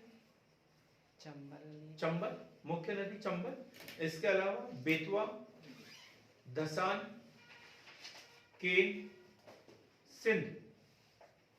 बुंदेलखंड के पठार की मुख्य नदियां बेतवा, धसान, केन, सिंध आदि। मिट्टी लाल एवं काली मिट्टी के मिश्रण से बनी। उर्वरता की कमी पाई जाती है इसमें। क्यों? पूरा अपर्दन हो रहा है यहाँ से मिट्टी का, है ना? इसलिए उर्वरता की कमी यहाँ देखने को मिलती है। पूरा उबड़ खाबड़ मैदान यहाँ पर है, बहुत अधिक जो है अपर्दन होता है, इसलिए उबड़ खाबड़। जलवायु, जलवायु कैसे होगी यहाँ की? महाद्वीप। जब यहाँ की महाद्वीपीय है, यहाँ की भी महाद्वीपीय है, तो यहाँ क्या होगी? महाद्वीपीय। जलवायु कैसी है यहाँ की? महाद्वीपीय। महाद्वीपीयता का प्रभाव देखने को पड़ता है। बारिश कम होगी फिर यहाँ पे 75 सेंटीमीटर से 105 सेंटीमीटर। बारिश कम है तो वन कैसे होंगे? कम। आर्द्र पर्णपाती वन होंगे क्या यहाँ पे? नहीं। कौन से वन होंगे? कटीले वन। शुष्क पर्णपाती वन। शुष्क पर्णपाती वन। तो यहाँ पर शुष्क पर्णपाती वन या शुष्क पतझड़ वाले वन देखने को मिलते हैं, जैसे सागौन, साल, सागौन, साल, सेचा, तेंदू, खैर, नीम, महुआ आदि। फसलें कौन सी होती है यहाँ पर? यदि हम उसको देखें, मध्य प्रदेश पढ़ा ना अपन ने, मध्य प्रदेश में कृषि जलवायु क्षेत्र, तो इसमें गेहूं और ज्वार का क्षेत्र है। ये गेहूं ज्वार के क्षेत्र के अंतर्गत आता है। तो मुख्य फसलें कौन सी इसकी? गेहूं और ज्वार। गेहूं और ज्वार। दलहन तिलहन भी है यहाँ पर। और सिंचाई जो होती है वो नहरों से होती है। सिंचाई कैसे होती है यहाँ पर? नहरों से। सिंचाई जो है वो नहरों से की जाती है। अब देखो ये अर्धचंद्राकार है, दिख ही रहा है आप लोगों को। इसकी आकृति कैसी है? अर्धचंद्राकार। अब इसको हम सामान्य से सोच सकते हैं कि इसे ये इतना पार्ट जो है ये काय में होना था? मध्य प्रदेश में होना था, लेकिन नहीं है। क्यों नहीं है? क्योंकि ये जो है ये पूरा अंदर वाला पूरा मैदानी भाग है, और ये क्या है? ये कगारी प्रदेश है इधर से, ठीक? पहाड़ियां है तीनों ओर से, अर्ध चंद्राकार पहाड़ियां है इसमें। यदि देखें तो तीन ओर से, एक ओर है पन्ना श्रेणी, पन्ना श्रेणी, बीजावर श्रेणी, बीजावर श्रेणी, वह चंदेरी पाट से घिरा हुआ है। चंदेरी पाट से घिरा हुआ है। अब ये क्वेश्चन आया था और उत्तर हमने ग्वालियर का किला लिख दिया था, उसमें मेंस में आया था क्वेश्चन कौन सा, बुंदेलखंड के प्रमुख पर्यटन स्थल कौन कौन से है, कौन कौन से है आप बताओ प्रियंका। बुंदेलखंड के प्रमुख पर्यटन स्थल, सर जो ओरछा के मंदिर, ओरछा, गुड, बहुत बढ़िया, और झांसी, और देवगढ़ का दशावतार मंदिर जिसे बोल सकते हैं। खजुराहो सबसे, कौन सा, खजुराहो, खजुराहो, ओरछा, दतिया, चंदेरी का किला, चंदेरी का किला है। तो कौन कौन से, खजुराहो, ओरछा, दतिया, चंदेरी, ठीक। ये झांसी तो है लेकिन मध्य प्रदेश में तो नहीं है ये, इसलिए हम उसे लिखेंगे नहीं, तो मध्य प्रदेश पढ़ रहे हैं। अब हम अगला पार्ट पढ़ते हैं, ये नर्मदा सोन घाटी, कौन सा, नर्मदा सोन घाटी, नर्मदा सोन घाटी, नर्मदा सोन घाटी। कैसी आकृति है इसकी, ये देखो, ये दिख रही है ना आपको, ये यहाँ से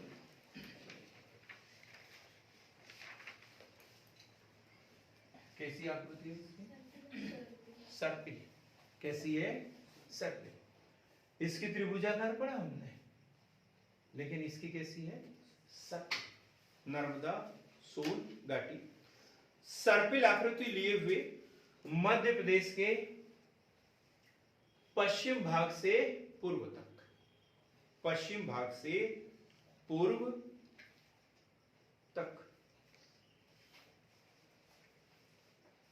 नर्मदा तथा सोन नदी की सकरी पट्टियों के मध्य विस्तार, देखिए इसका विस्तार, तो पहला अक्षांश और फिर है देशांतर।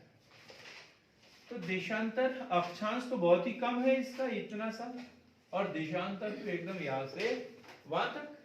तो मध्य प्रदेश जितने देशांतर में फैला हुआ है वहां तक क्या है, पूरा का पूरा नर्मदा सोन घाटी जितने देशांतर में फैला हुआ है, लेकिन अक्षांश बहुत ही कम। तो एक अक्षांश में कितने किलोमीटर, 11, तो 22-23 किलोमीटर क्षेत्रफल, चौड़ाई है इसकी बहुत ही कम, नहीं कितना, 111 किलोमीटर, मैंने 11 बोल दिया, 111, तो 111 दूनी 222, 222-23 किलोमीटर की चौड़ाई में यदि हम देखें तो इसका विस्तार है 22-30 से 23-45, 22-30 से 23-45 मिनट, 22 डिग्री 30 मिनट से 23 डिग्री 45 मिनट, यह अक्षांशीय विस्तार। देशांतर में यदि देखा जाए तो 74 से 81, 74 से 81, 74 से 81 पूर्वी देशांतर तक। 82 तक हमने क्या बताया, रीवा पन्ना का पठार, 82 तक क्या है, रीवा पन्ना का पठार। अब हम इसको देखते हैं, तो जिले कौन कौन से आते हैं इसमें, शुरुआत से देखें, जबलपुर, कटनी, नरसिंहपुर, होशंगाबाद, बड़वानी आदि जिले, बड़वानी आदि जिले। क्षेत्रफल कितना है इसका, 26%। ये छोटा सा दिख रहा है लेकिन दूसरे नंबर का सबसे बड़ा पार्ट है ये। पहले नंबर पे कौन सा, मालवा, और दूसरे नंबर पे नर्मदा सोन घाटी। इसकी लंबाई ज्यादा है, चौड़ाई कम है लेकिन लंबाई ज्यादा है। तो क्षेत्रफल है 86,000 वर्ग किलोमीटर। क्षेत्रफल कितना, 86,000 वर्ग किलोमीटर। 26%, मध्य प्रदेश के कुल क्षेत्रफल का कितना, 26%। संजय मालवा कितना था? 28%। और ये कितना है? 26%। बुंदेलखंड भी पढ़ा हमने 7.7%। याद रखना बराबर, ठीक है। बुंदेलखंड कितना? 7.7%। फिर हम देखेंगे सबसे बड़ा तो बता दिया, फिर पता करेंगे अपन सबसे छोटा कौन सा है। अब नर्मदा सोन घाटी का क्षेत्रफल कितना? 86,000 और 26%। राज्य का सबसे निचला भाग भ्रंश घाटी इसे बोलते हैं। राज्य का सबसे निचला भाग, ये पूरे भारत के लिए जल विभाजक का कार्य करती है ये नदी, है ना? पूरे भारत के लिए जल विभाजक का कार्य करती है। इससे ऊपर वाला ऊपर और नीचे वाला नीचे। इसके ऊपर जो है गंगा नदी तंत्र की नदियां शामिल हो जाती है ऊपर, और नीचे वाली कौन सी नदियां? प्रायद्वीपीय पठार में आएगी। सब काय में आएगी? फिर प्रायद्वीपीय पठार। क्योंकि इसके नीचे वाली नदियों का जल जो है नीचे की ओर जाएगा। नीचे कहां? या तो पश्चिम घाट में चल जाएगा या फिर पूर्वी घाट की ओर चला जाता है। डिटेल में पढ़ेंगे जब हम नदियां पढ़ेंगे। मिट्टी जो है गहरी काली मिट्टी, मध्य प्रदेश में सबसे ज्यादा काली मिट्टी पाई जाती है, लेकिन उसमें भी 3 प्रकार की है। एक गहरी काली मिट्टी और एक कौन सी है? मध्यम और छिछली काली मिट्टी। तो यहां पर कौन सी? गहरी काली मिट्टी पाई जाती है। नदियां कौन सी है? नर्मदा, और उसकी कितनी सहायक नदियां हैं? 41। कब इसके अंतर्गत आएगा, है ना? महत्वपूर्ण में सोन, शक्कर, दूधी। सोन नदी भी यहीं से, क्योंकि नर्मदा सोन नदी घाटी है, ठीक। तो वैसे तो उधर जाएगी, गंगा नदी में मिलेगी, लेकिन है कहाँ की है? इस घाटी की। तो नर्मदा, सोन, शक्कर, दूधी। जलवायु कैसी है यहाँ की? सर जलवायु ठंड में सामान्य ठंड और गर्मी में अधिक गर्मी है। मानसूनी जलवायु। मानसूनी जलवायु मौसम विशेष में बदल जाती है, यहाँ की मानसूनी जलवायु। ग्रीष्म में बहुत अधिक गर्मी है, लेकिन शीत ऋतु में साधारण ठंड। ये याद रखें। ग्रीष्म ऋतु में गर्मी होती है, लेकिन शीत ऋतु में साधारण ठंड लगती है। बहुत ज्यादा ठंड लगती है क्या यहाँ पर? नहीं। बारिश अच्छी खासी होती है यहाँ पर।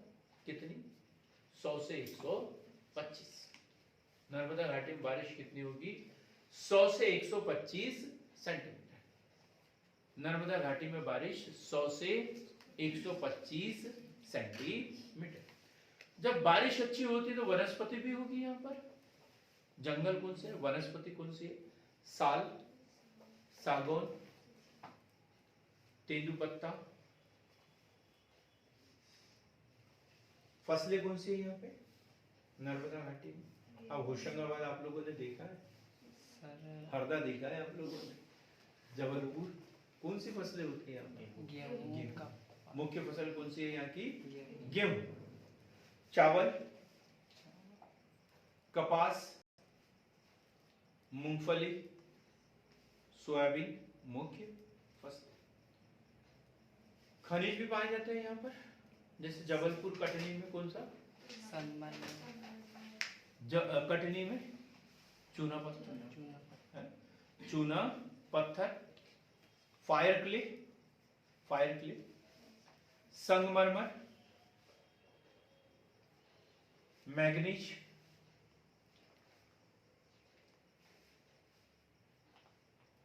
कोयला,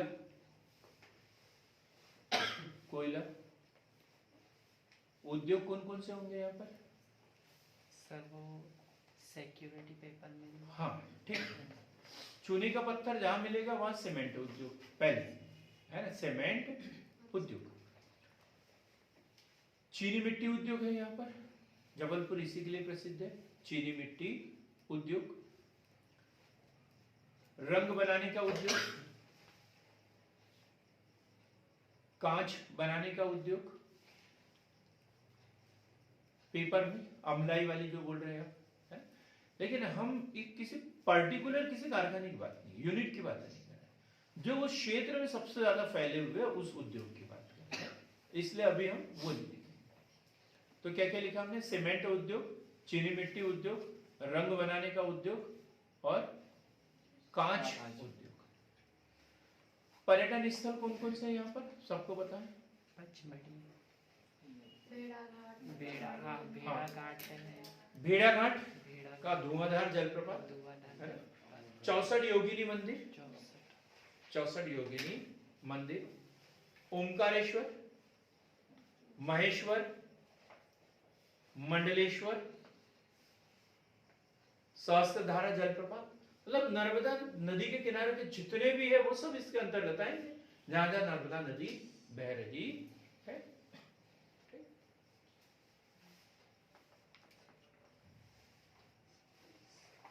अब हो गए पांचों पार्ट हमारे इसके, पांचों पार्ट हमने पढ़ लिए।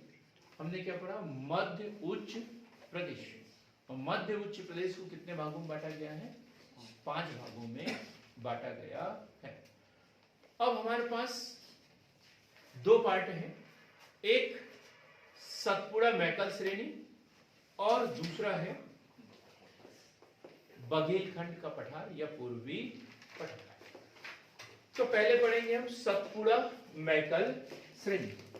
सतपुड़ा मैकल श्रेणी, इसके हम पढ़ेंगे सतपुड़ा मैकल श्रेणी। ये सतपुड़ा मैकल श्रेणी नर्मदा सोन घाटी के दक्षिण में, नर्मदा सोन घाटी के दक्षिण में, और ये महाराष्ट्र से लगा हुआ पार्ट। और इधर ये गुजरात, इधर छत्तीसगढ़ और इधर गुजरात। एक तरफ गुजरात पश्चिम में और पूर्व में छत्तीसगढ़ तक फैला हुआ ये पार्ट। इसलिए हमने इसको 3 पार्ट में बांट लिया है। एक पश्चिमी सतपुड़ा श्रेणी, मध्य पूर्वी सतपुड़ा श्रेणी और तीसरा है मैकल श्रेणी।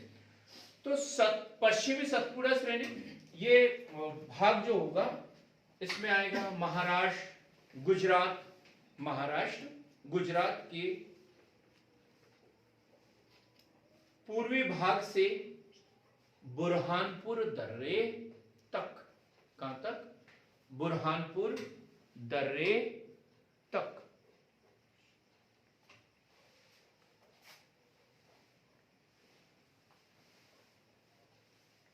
देखो कनेक्ट नहीं हुआ चार्जर। बुरहानपुर दर्रे तक पश्चिमी, कहां से बोला मैंने? महाराष्ट्र गुजरात के पूर्वी भाग से बुरहानपुर दर्रे तक। अब देखो मध्य प्रदेश का पश्चिम भाग बोल रहे हैं, लेकिन इधर महाराष्ट्र है, इधर गुजरात है, ये इधर है ना, तो इनका पार्ट कौन सा हुआ है? पूर्वी हुआ। जैसे ये मान के चलो गुजरात है, तो ये पश्चिमी पार्ट हुआ, और ये कौन सा हो गया इसका? पूर्वी। तो महाराष्ट्र और गुजरात के पूर्वी भाग से लेकर बुरहानपुर दर्रे तक।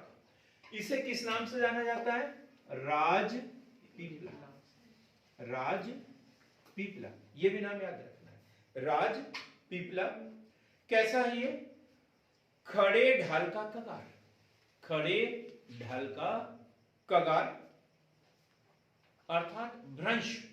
क्या होता है? जैसे ये कोई पार्ट हो इतना बड़ा, ठीक है। भ्रंश कब कहते हैं? जब ये वाला पार्ट और ये वाला पार्ट क्या हो गया, यहां से धस गया जमीन के अंदर, तो ये क्या हो गया? कगार। और ये क्या हो गया?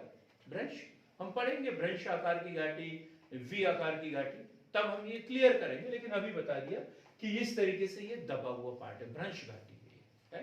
ताप्ती नदी वगैरह बहती है यहाँ से, तो एग्जाम में पूछा जाता है कौन सी घाटी में से बहती है, तो भ्रंश घाटी में से ताप्ती नदी बहती है। तो राजपीपला की बात कर रहे हैं। देखो ये बटन वगैरह चालू बंद है, ये चार्ज हो रहा है। हाँ सर जी। तो नुकीले शिखर, नुकीले शिखर है इसके, इसमें असीरगढ़ की पहाड़ी, इसी में असीरगढ़ की पहाड़ी इसी में मिलेगी। अब हम मध्य पूर्वी की बात कर रहे हैं। मध्य पूर्वी सतपुड़ा श्रेणी, मध्य पूर्वी सतपुड़ा श्रेणी। इसे कहते हैं, ये दक्षिण में, इसका जो दक्षिणी भाग होता है वो है महादेव पहाड़ी।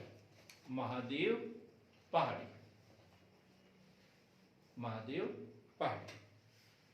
अब ये क्वेश्चन 2-3 बार आ गया और कुछ लोगों का दोनों बार गलत हो गया। एक बार आया कि पचमढ़ी किस पर्वत श्रेणी पर है ना, और उसमें दिया सतपुड़ा पर्वत श्रेणी, महादेव पहाड़ी, तो लोगों ने वहां लिख दिया महादेव पहाड़ी, तब गलत हो गया। दूसरी बार क्वेश्चन आया सतपुड़ा किस पहाड़ पर स्थित है, उसमें वही ऑप्शन थे, सतपुड़ा पर्वत श्रेणी, महादेव की पहाड़ी। अब लोगों ने सोचा कि पहले हमने ये किया था, अब ये करके देखते हैं, तो दूसरी बार उन्होंने महादेव की पहाड़ी कर दिया, तो भी गलत हो गया। क्यों? क्योंकि क्वेश्चन ही अलग पूछा गया था। हमें पहाड़ी में और पर्वत श्रेणी में अंतर पता होना चाहिए। पहाड़ी हम उस पर्टिकुलर की बात करें, पर्वत श्रेणी मतलब जो विभिन्न श्रृंखलाएं हैं, तो सतपुड़ा पर्वत श्रेणी में है, महादेव की पहाड़ी पर है। तो पहाड़ी पूछे तो महादेव पहाड़ी, पर्वत श्रेणी पूछे तो सतपुड़ा। अब दोनों बार अलग अलग क्वेश्चन पूछा, लेकिन लोगों को क्या लगा एक ही क्वेश्चन है, और सॉल्व पेपर सॉल्व करके चले गए कि पचमढ़ी तो सतपुड़ा पर्वत श्रेणी, और गलत हो गया। तो हमें इसे विशेष रूप से याद रखना है। तो यहां पर पचमढ़ी धूपगढ़ महादेव पहाड़ी पर, और इसके दक्षिण में ग्वालीगढ़ की पहाड़ी, ग्वालीगढ़ की पहाड़ी। ये क्वेश्चन भी याद रखना है, ग्वालीगढ़। ठीक। अब हम देखेंगे मैकल श्रेणी। मैकल श्रेणी, मैकल श्रेणी कैसा है? अर्धचंद्राकार। हम पहले भी बता चुके हैं कि हम बाद में पढ़ेंगे पर्वत श्रेणी के अंतर्गत, इसलिए अभी डिटेल में यहां नहीं पढ़ेंगे। तो ये कैसा? अर्धचंद्राकार, और इसका पूर्वी विस्तार जो है वो है सतपुड़ा पर्वत श्रेणी का पूर्वी विस्तार। कहां तक? अमरकंटक, अमरकंटक तक। अब हम डिटेल में पढ़ते हैं इसकी क्या विशेषता है। ये काय से बना हुआ है, सामान्य से क्वेश्चन इसके देखते हैं। तो इसका क्षेत्रफल 34,000 वर्ग किलोमीटर। क्षेत्रफल कितना है इसका? टोटल 34,000 वर्ग किलोमीटर।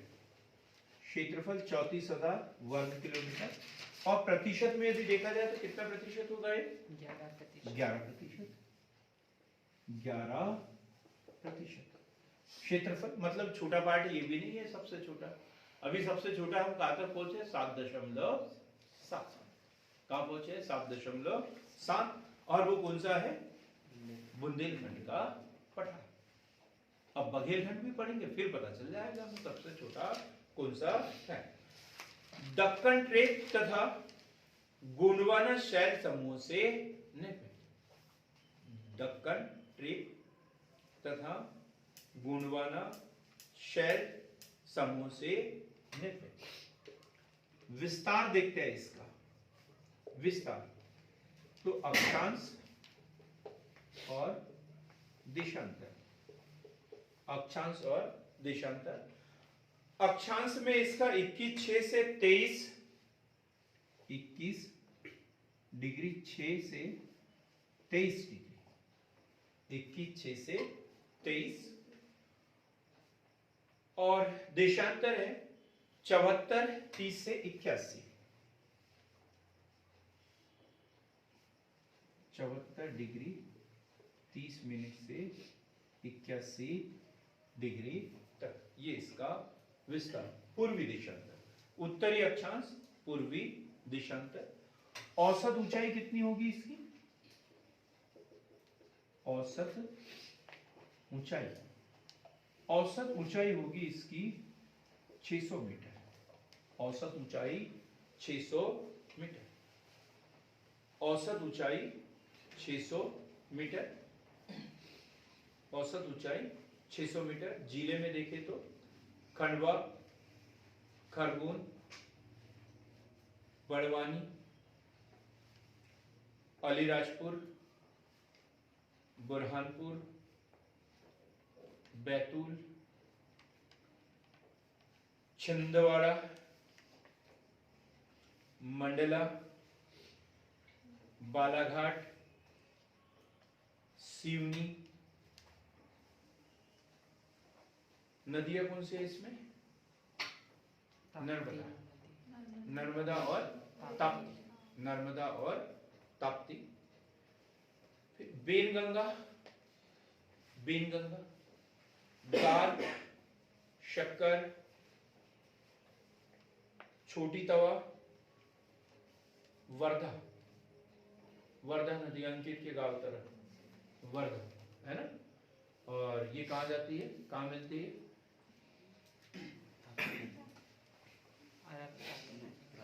क्या सर? बड़ा अच्छा था। गंगा कहाँ से निकलती है और किससे मिलती है? तो ये छोटा सा बच्चा बोलते हैं हाँ मेरे घर के पीछे से निकलती है और वो फलाने के लड़के से जाकर मिलती है। तो ऐसा कुछ नहीं पूछा मैंने। तो वर्धा कहाँ से निकलती है और कहाँ जाकर मिलती है? ये तो बोलोगे कि अंकित के घर के पीछे से निकलती है और उधर जाके मिलती है, ऐसा नहीं है। तो वर्धा जो है ये गोदावरी तंत्र की नदी है ना। ये क्वेश्चन बड़ा कंफ्यूज कर देता है क्योंकि ये ताप्ती नदी के पास के क्षेत्र में है, लेकिन मुल्ताई के पास में एक ऐसा स्थान आपको पता है, निधि है ना। मुल्ताई के उस साइड एक नाला है, मुंगिया नाला, उस साइड मुंगिया नाला है ना, मुंगिया नाला बोलते हैं। वहां पर एक ऐसा पठार है, पानी की बूंद इसके ऊपर गिरती है तो वो छिड़क जाती है, कुछ पानी ऊपर कुछ नीचे। तो ऊपर का जो पानी है तो वो उधर चल जाता है, कहाँ? वर्धा नदी, वर्धा से गोदावरी नदी होते हुए बंगाल की खाड़ी में।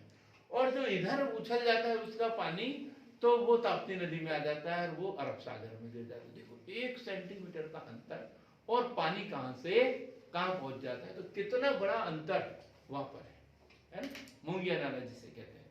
तो उसके आसपास की बात कर रहा हूं मैं। तो ये वर्धा नदी वहीं से निकल रही है, लेकिन ये पानी लेके कहां चल जाती है? गोदावरी नदी तंत्र में, ठीक। और ये इधर का पानी कहां आता है? ताप्ती नदी, और ताप्ती नदी के माध्यम से अरब सागर में पहुंच जाता है। तो नदियां हमने पढ़ी। मिट्टी जो है छिछली काली बलुई मिट्टी, छिछली काली बलुई मिट्टी। जलवायु मानसूनी, मानसूनी वर्षा होती है यहाँ पर 125 सेंटीमीटर से 150 सेंटीमीटर तक। लेकिन सबसे अधिक वर्षा वाला क्षेत्र यहीं पर है, मध्य प्रदेश का। कहाँ होती है सबसे अधिक वर्षा? संजय? पचमढ़ी में। पचमढ़ी में। आपका नाम संजय है? नहीं, मेरे को लगा एकदम से नाम ले लिया आपने इसलिए। बस इसलिए सुनना चाहिए क्वेश्चन को, है ना? कोई बात नहीं। सबसे अधिक वर्षा वाला स्थान पचमढ़ी इसी में आता है, ठीक। सबसे अधिक वर्षा वाला स्थान पचमढ़ी इसी में आता है। वनस्पति जो है सागौन, साल, बांस सब देखेंगे आप लोगों ने, दिखती है। कृषि कौन सी खेती होती है यहाँ पर? गेहूं, ज्वार, कपास। बैतूल की बात नहीं कर रहे हैं, आसपास के क्षेत्र की बात कर रहे हैं। जैसे छिंदवाड़ा चल जाते तो कपास होता है ना उधर। कपास, अलसी, मूंगफली आदि। खनिजों के लिए प्रसिद्ध है ये, खनिजों के लिए। जैसे कोयला, बैतूल जिले में कोयला पाया जाता है। कोयला उधर बालाघाट तरफ देखे तो फिर मंडला बालाघाट, बालाघाट का के लिए तांबा और मैग्नीज, तांबा और मैग्नीज।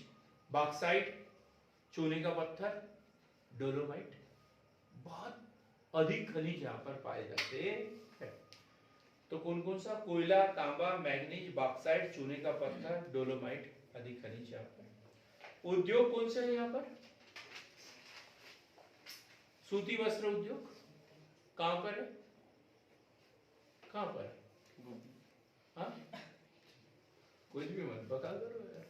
सूती वस्त्र उद्योग इन क्षेत्रों में कहां पर है? रेमंड का कारखाना कहां पे है? रेमंड का पांडुरना के पास में है, छिंदवाड़ा जिले में पांडुरना के पास में है। तो ये सूती वस्त्र उद्योग। खाद्य तेल उद्योग सरस यही का ब्रांड है, मध्य बैतूल का सरस है। खाद्य तेल उद्योग, कागज उद्योग, कागज उद्योग।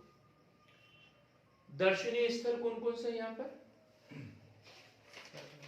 दर्शनीय स्थल, हाँ, पचमढ़ी पूरा एक साथ, पचमढ़ी पर्यटकों का स्वर्ग, असीरगढ़ का किला है, 52 गजा, ये बैसदेई के पास में कौन सा है? 52 गजा है। नहीं, 52 गजा तो बड़वानी में है। मुक्तागिरी। मुक्तागिरी मुक्तागिरी है, ये बालाजी, भारत का 5वां धाम बालाजी। ये सब यहाँ के दर्शनीय स्थल है। बात कर रहे हैं वाटरशेड। वाटरशेड क्या है? वाटरशेड, हाँ, जलधारा संग्रहण क्षेत्र। संग्रह क्षेत्र। है वाटरशेड। अमरकंटक का पठार, अमरकंटक का पठार कितनी नदियों का उद्गम होता है वहां से? 3 ही है। नर्मदा, सोन, जोहिला। जोहिला, 3 मुख्य नदियां, नर्मदा, सोन और जोहिला, इसलिए इसे वाटरशेड कहते हैं। अमरकंटक को मध्य प्रदेश का वाटरशेड कहते हैं क्योंकि यहाँ पर 3 नदियों का उद्गम होता है और तीनों अलग अलग दिशाओं में बहती है। सर फिर वो भी है ना, वेनगंगा, महानदी, ऐसे कोई हाँ हाँ, ये त्रिवेणी वगैरह वो पढ़ेंगे हम उसे, है? वो संगम वगैरह अलग अलग है, उसे भी पढ़ेंगे। यहाँ की पहाड़ियां देखें हम, पहाड़ियां तो बड़वानी की पहाड़ी, बड़वानी पहाड़ी 641 मीटर, कालीभीत पहाड़ी हमारे आसपास ही है, इधर कालीभीत है 770 मीटर, 770 मीटर। बीजलगढ़ पहाड़ी, बीजलगढ़ पहाड़ी, बीजलगढ़ पहाड़ी 849 मीटर। और सबसे मुख्य पहाड़ी कौन सी? धूपगढ़, कितनी ऊंचाई है इसकी? 1350 मीटर है। विकल्प में पूछ सकते हैं ये पहाड़ी किस पार्ट में आती है, महादेव, किस पर्वत श्रेणी में आती है, ये ऐसे क्वेश्चन बन सकते हैं सरल सरल से, है ना। तो जैसे हम यहाँ बिजलगढ़ पहाड़ी दे दिया, ये तो मुझे नहीं लगता कि आज से पहले हमने कभी पढ़ा होगा बिजलगढ़ पहाड़ी किस क्षेत्र में। ये इसमें से कोई भी 4 दिए रहते हैं और हम वहां पे कंफ्यूज हो जाते हैं। क्लियर हो गई बातें? तो 34,000 वर्ग किलोमीटर, 11% क्षेत्रफल। अब मध्य प्रदेश की भौतिक संरचना का आखिरी पार्ट हम पढ़ने वाले हैं और वो है पूर्वी पठार या बघेलखंड। बघेलखंड, बघेलखंड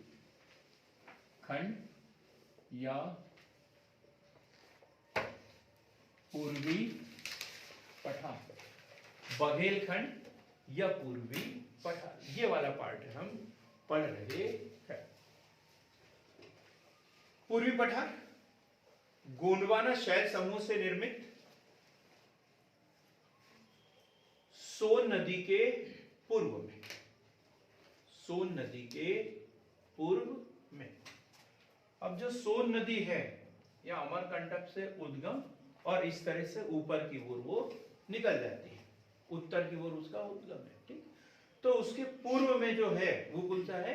बघेलखंड का पठार, बघेलखंड का पठार। विस्तार देख लेते हैं इसका।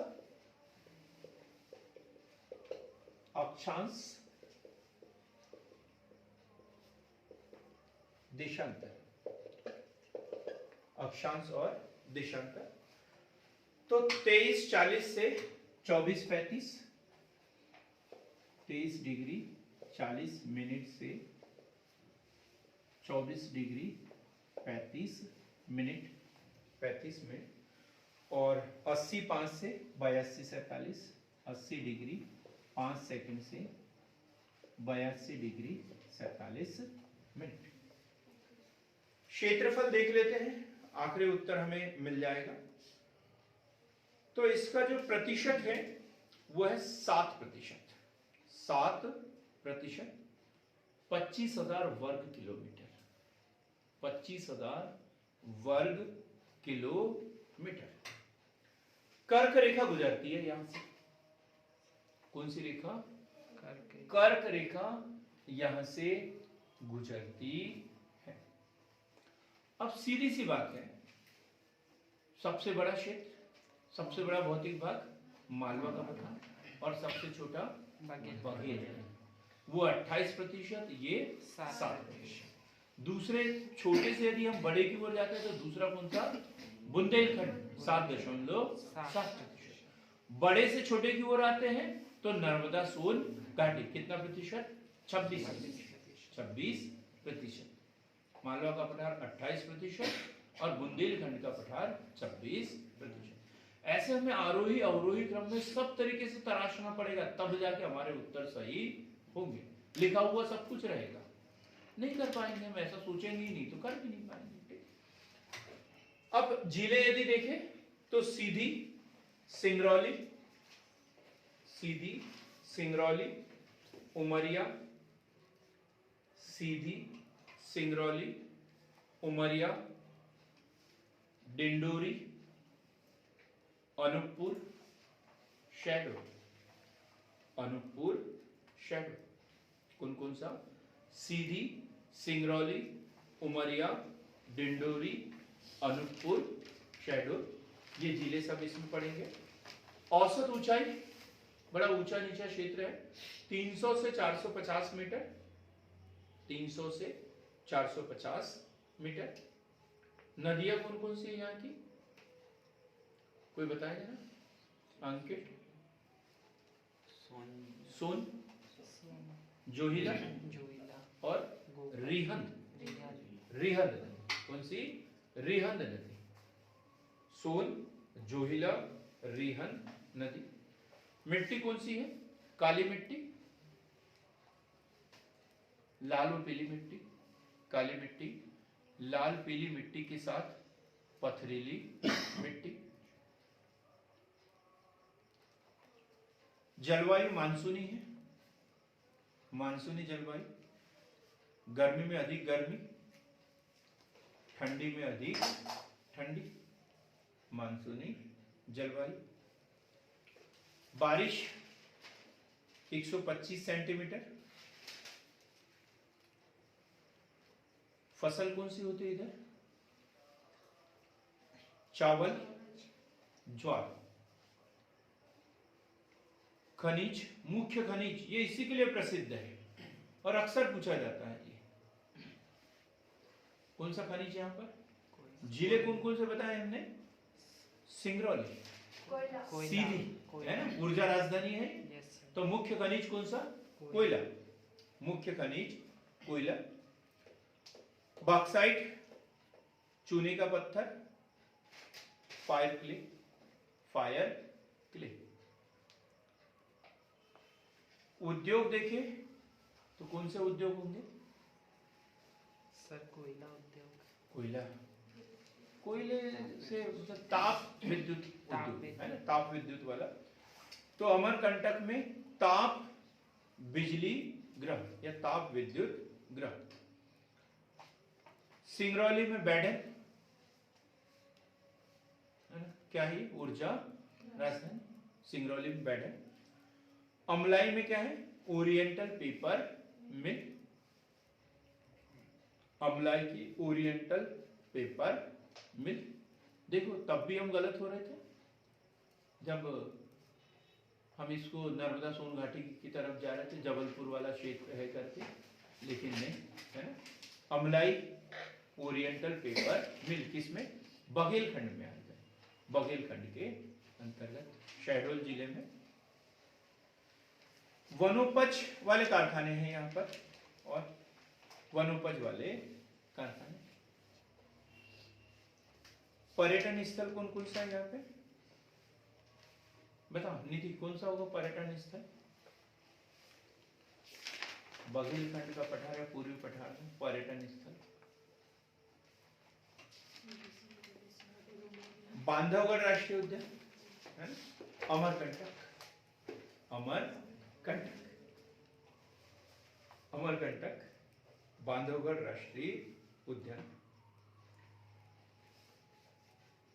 अभी जो हमारा काम खत्म नहीं हुआ है, ठीक, आज हमने पढ़ा है, एक जो वीडियो होगा उसमें मैं आप लोगों से, यहां जितने लोग बैठे हैं उनसे पूरे 100 क्वेश्चन पूछूंगा इससे, ठीक, और वो आपसे सही सही बनना चाहिए।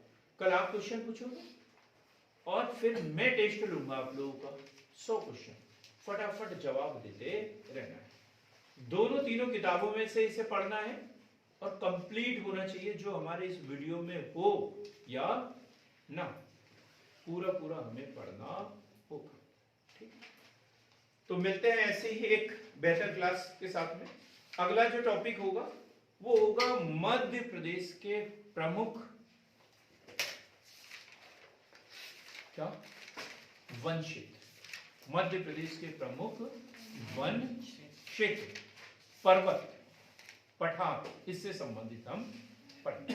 तब तक के लिए बहुत बहुत